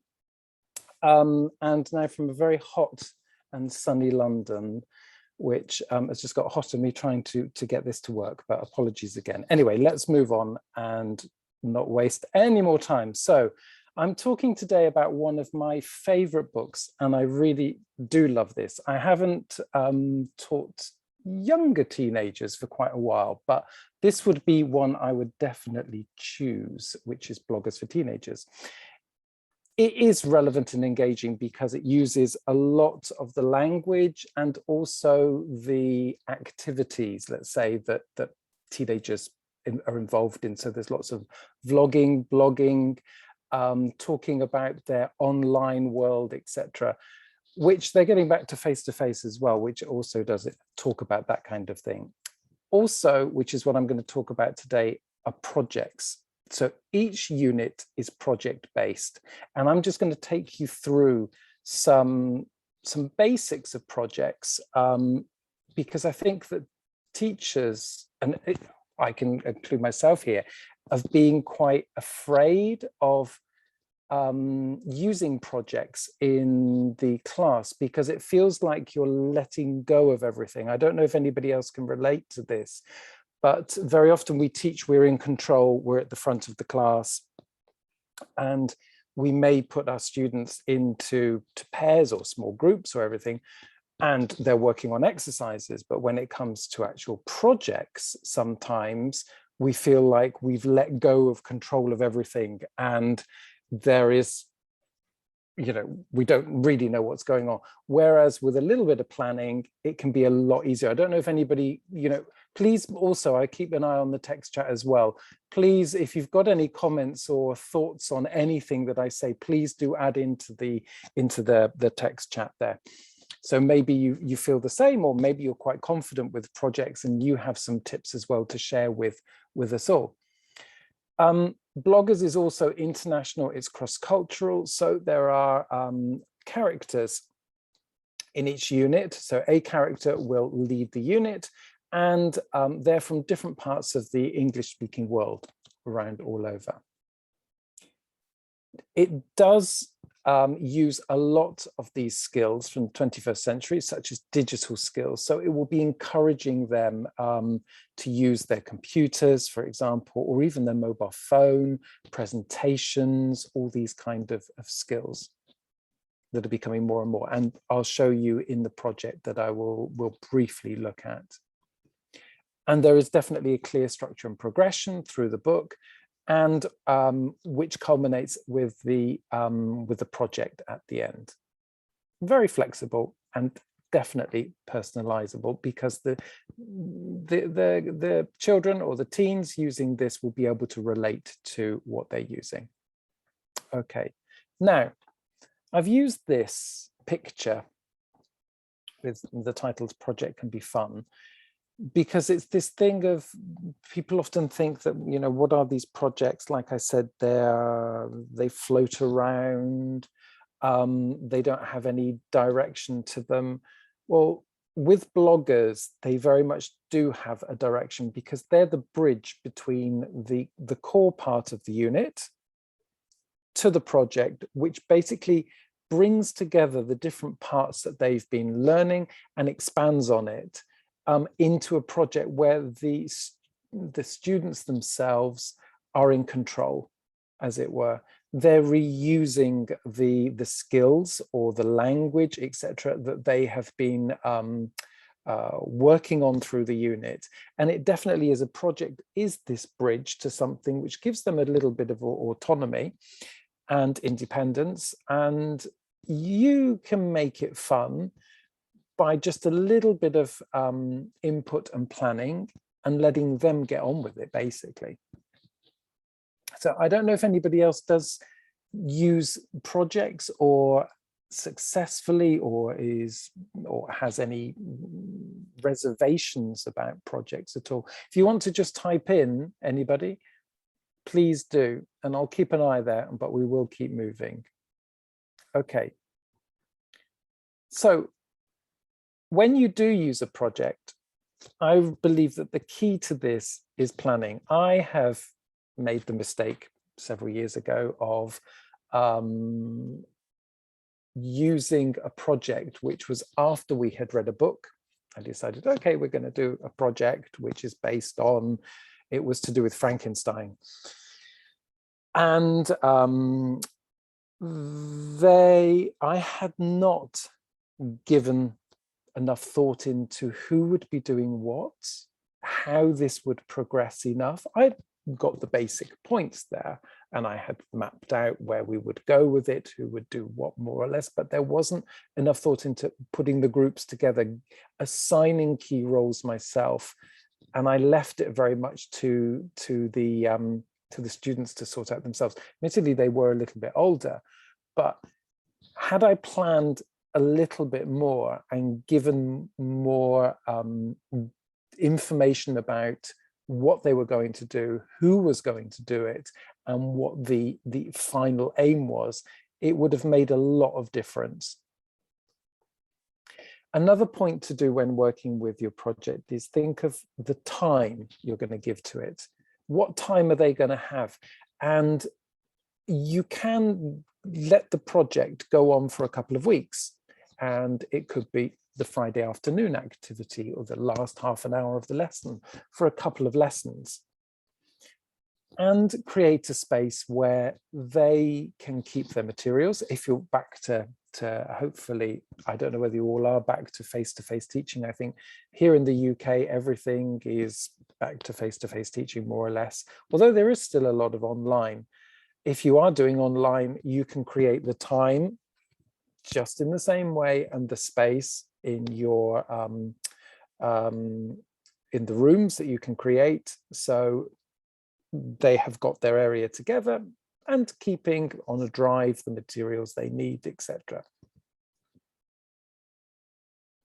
The tools that they need, this could be simply a laptop that they need, or it could be a little bit of training. So perhaps this is where we talk about the 21st century skills. So it might be just simply using slides like we have here, you know, how to create a slide, those little bits of skills, we all know how to do it.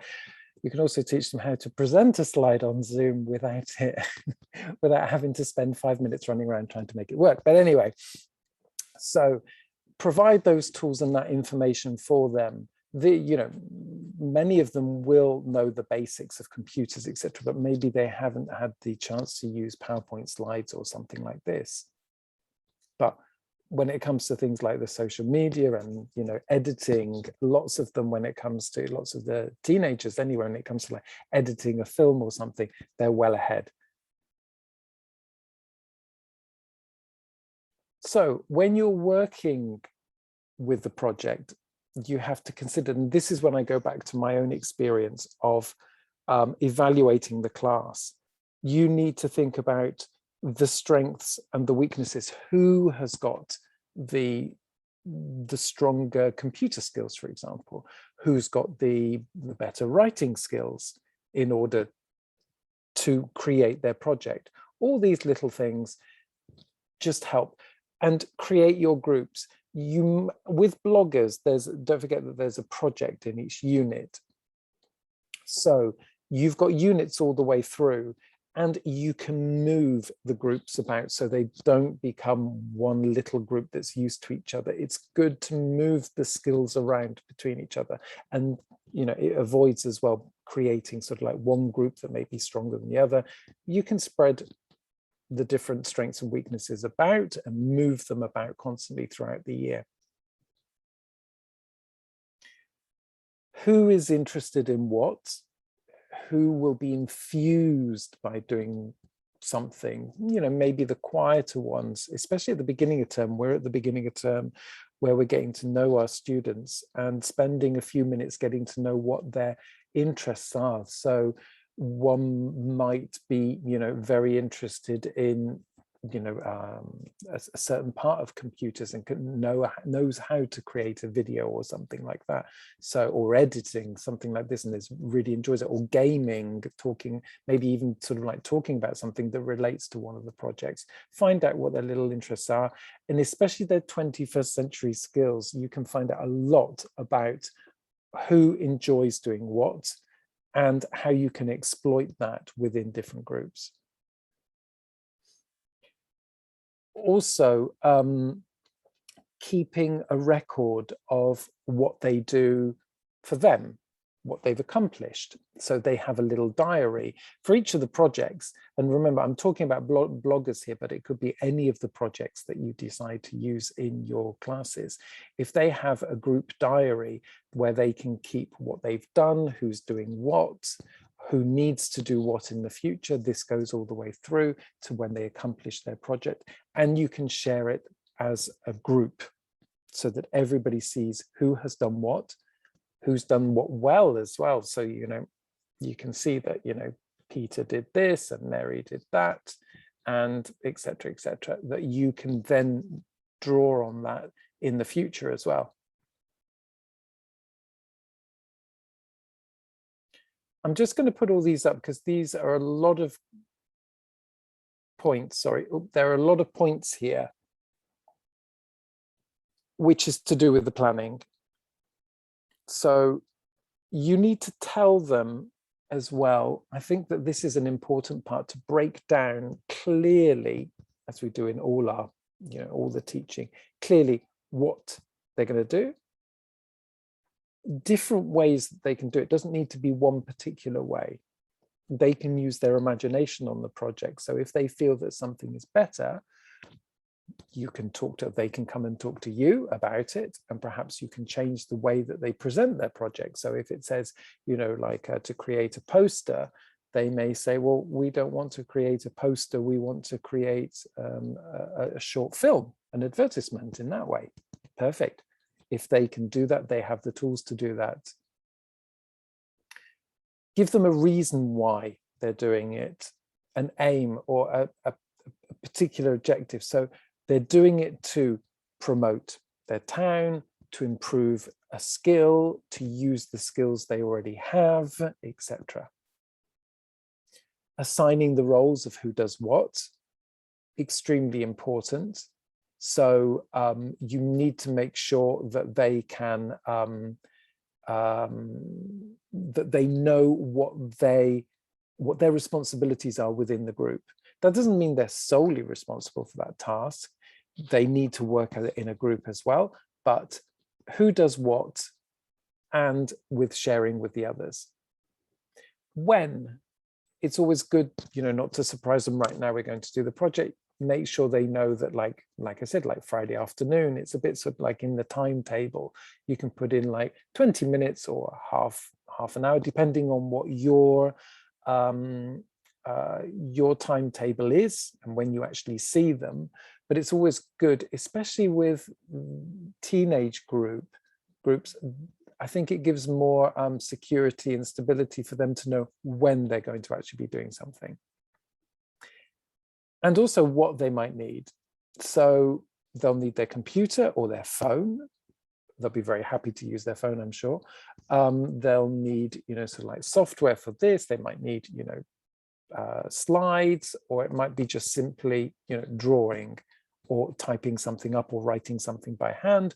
Maybe you've got good artists in the group as well, etc. So it might be, somebody drawing something, then you scan it or photograph it and use that, etc. There's no limitation within the projects. Okay, so here, for example, within bloggers, in each unit, you will have mini challenges. So they're not called projects as such, like projects are the central part, but there will be lead ups to the actual project itself through the unit. So here there's a little mini challenge here about the family. Then there's another mini challenge about characters within the family, or creating a character. And then the project itself, which is your challenge. Let's just move on so we can see this a little bit clearer here. So here we go. Here's the mini challenge. Let's just go back a bit here. So playing the family game, inventing a famous family for yourself. You're talking about the family here. You're talking about yourself as well. Then the next one is guessing who the characters are. Again, a little mini challenge that the students will do in pairs. And then the final challenge, which will come at the end of every unit. So here we've got creating a class yearbook. Now, obviously that's going to go through the year. So you can give a time when they will be devoted to this, and there will be other projects going on as well. There will be points here, and we'll just go on to here, talking about the new term. So you will introduce this. This is always great. You're going to have a yearbook. So lots of you will be starting with new students, new classmates, and you want to create the yearbook for them to keep a record of all the different students in the class, and some information about what they've been doing, about themselves. So this is the first task that they will work on their own. So the first one is about themselves. So very much you're building up to the group. Assign the roles. Perhaps you need a photographer, a reporter, somebody to proofread, somebody to write, somebody to do different things. There might be computer skills that you need.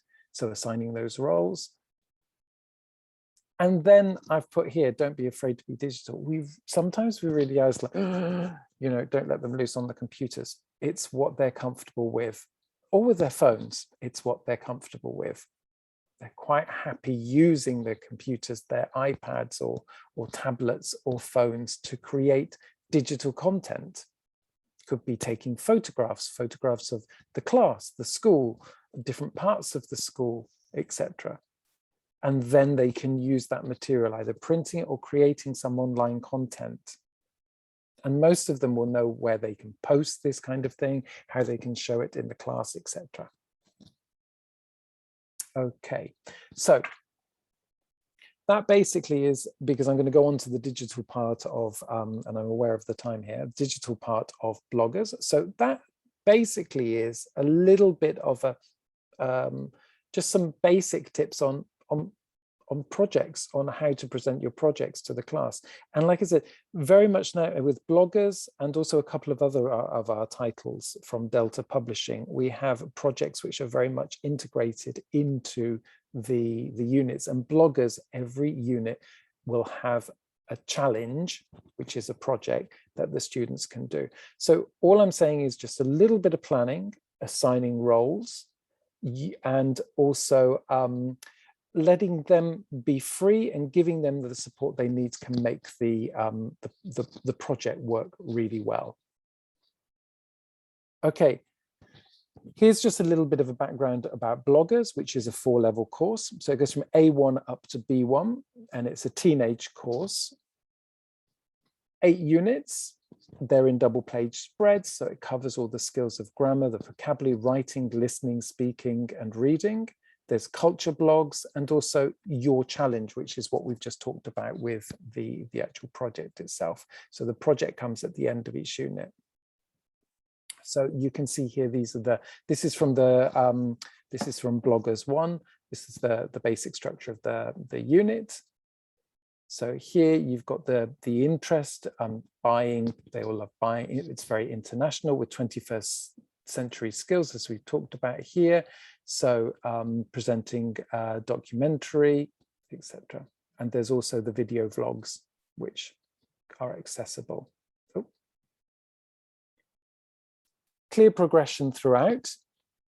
And as I said here, we've got the mini challenges which build up to the actual project themselves.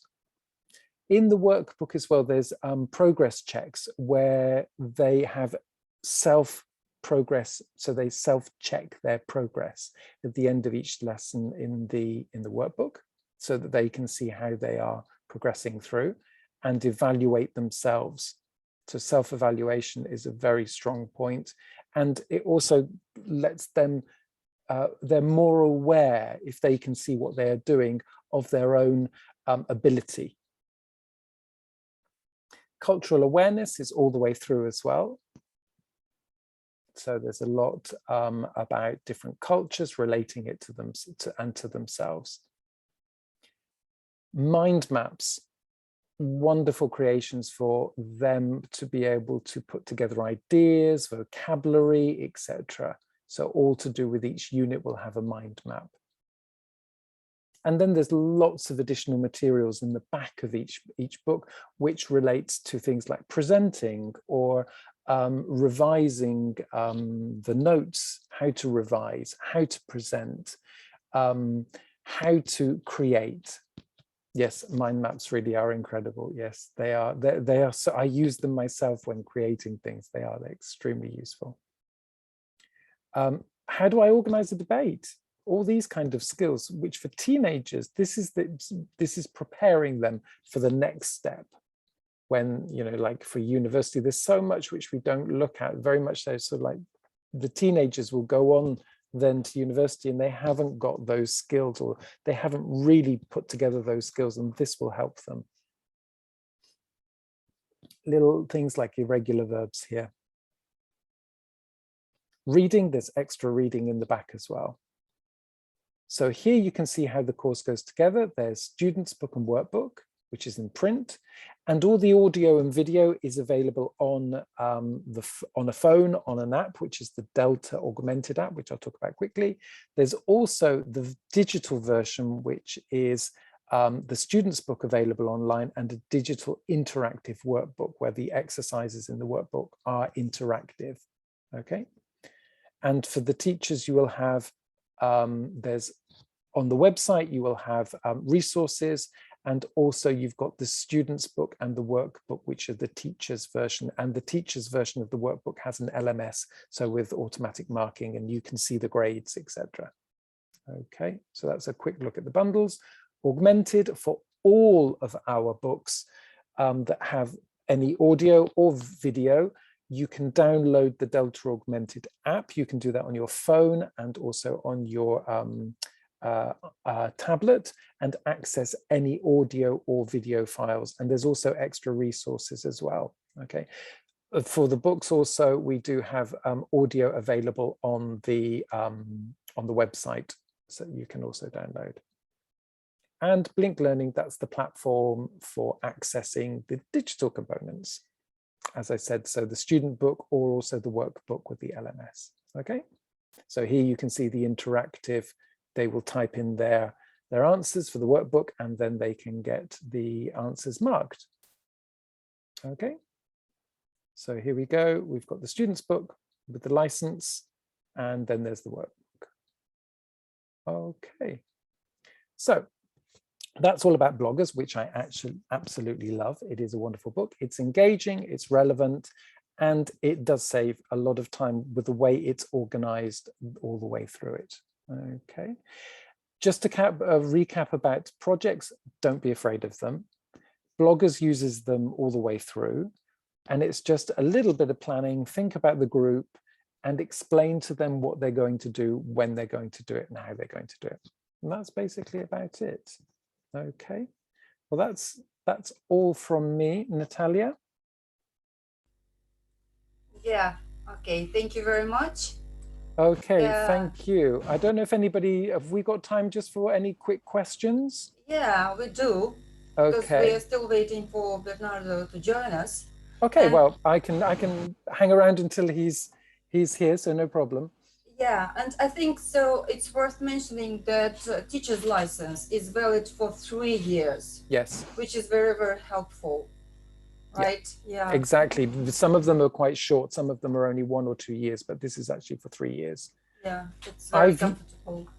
I've used the online version to like just playing around with it, which I'm not going to try now.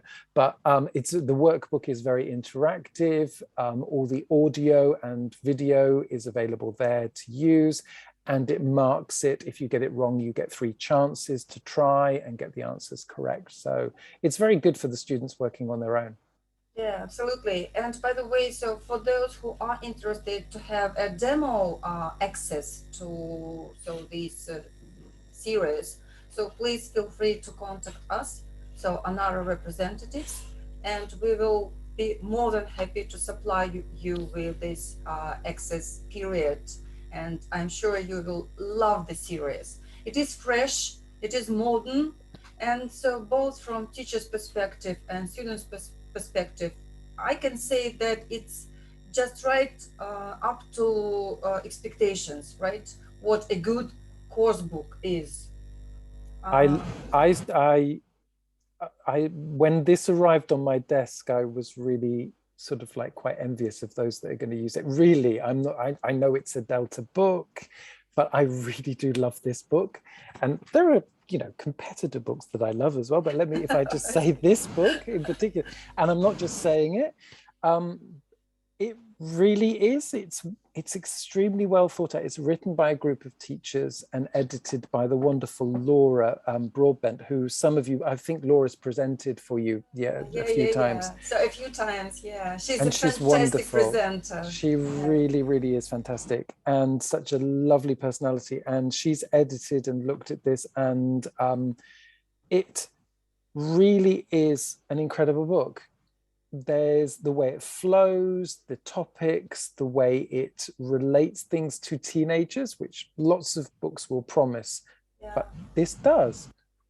And it's not afraid of those sort of like the digital aspect of it, the sort of using your phone, using your computer, presenting, etc., which kids are not afraid of.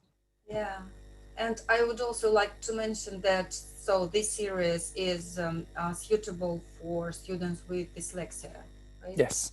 Yeah, yes. Laura told us about that. Yeah, that's interesting. But not only for them, because so it is engaging, it is nice, it is beautiful, it is colorful. Yeah. It's very interesting the way that the dyslexia part works, because also even from a teaching point of view, or for any student can benefit from it, because it highlights the key words. This is something that I learned from Laura, listening to her presentations as well. It's sort of like you'll have like listen to the 3 introductions and match them. So it's there for all the students, but it's very, very important for dyslexic children or dyslexic people using any kind of book that the key words are highlighted. But it also stands out for everybody and makes it very precise about what the instructions are actually saying. Yeah, that's just one of the features of how a dyslexic book works. Okay, again, yeah, thank you. So again, so the link to the series to look at at the website of Delta Publishing. Yes, thank you very much, Martin. You're a marvelous speaker. Yeah, thank you very much. See you sometime. Okay, thank you very much. Take care, everybody. Okay, Bye-bye. Thank you. Okay, so Bernardo Morales, are you with us? I cannot see you here.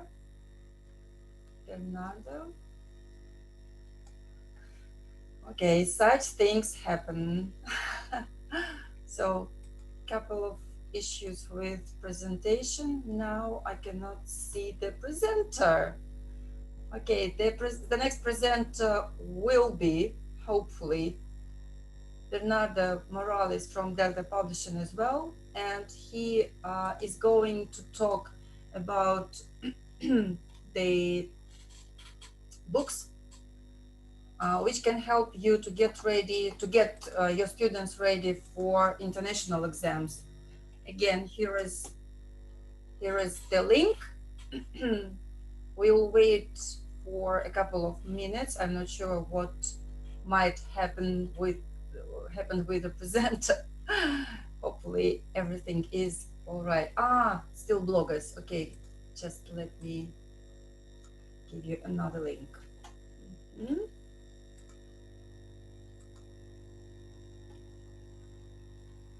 No. Practice and pause.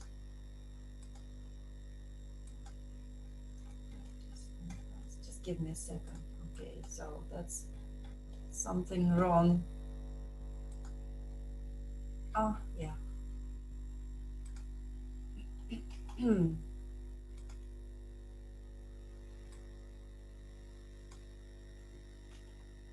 Such things happen, right? Again, so this is a brand new series from Delta Publishing.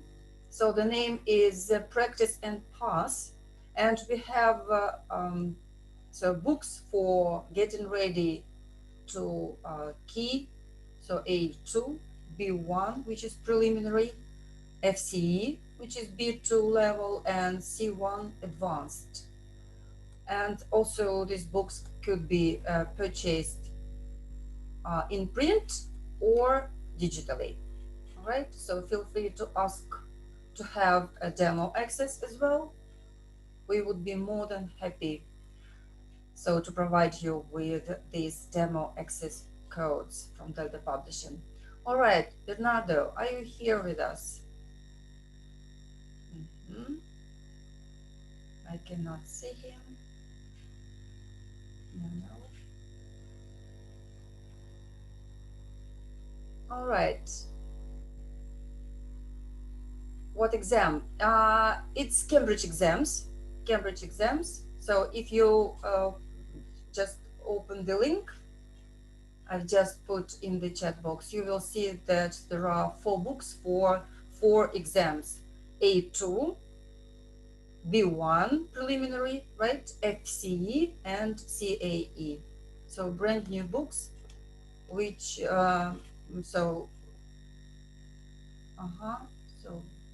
Galina is taking care of Bernardo, who is not here. All right, so we have 2 days of the conference. Hopefully, so if Bernardo has some problems or troubles connecting to our conference today, we can see him tomorrow. So the link to the conference for tomorrow's conference is the same. So you're more than welcome to join us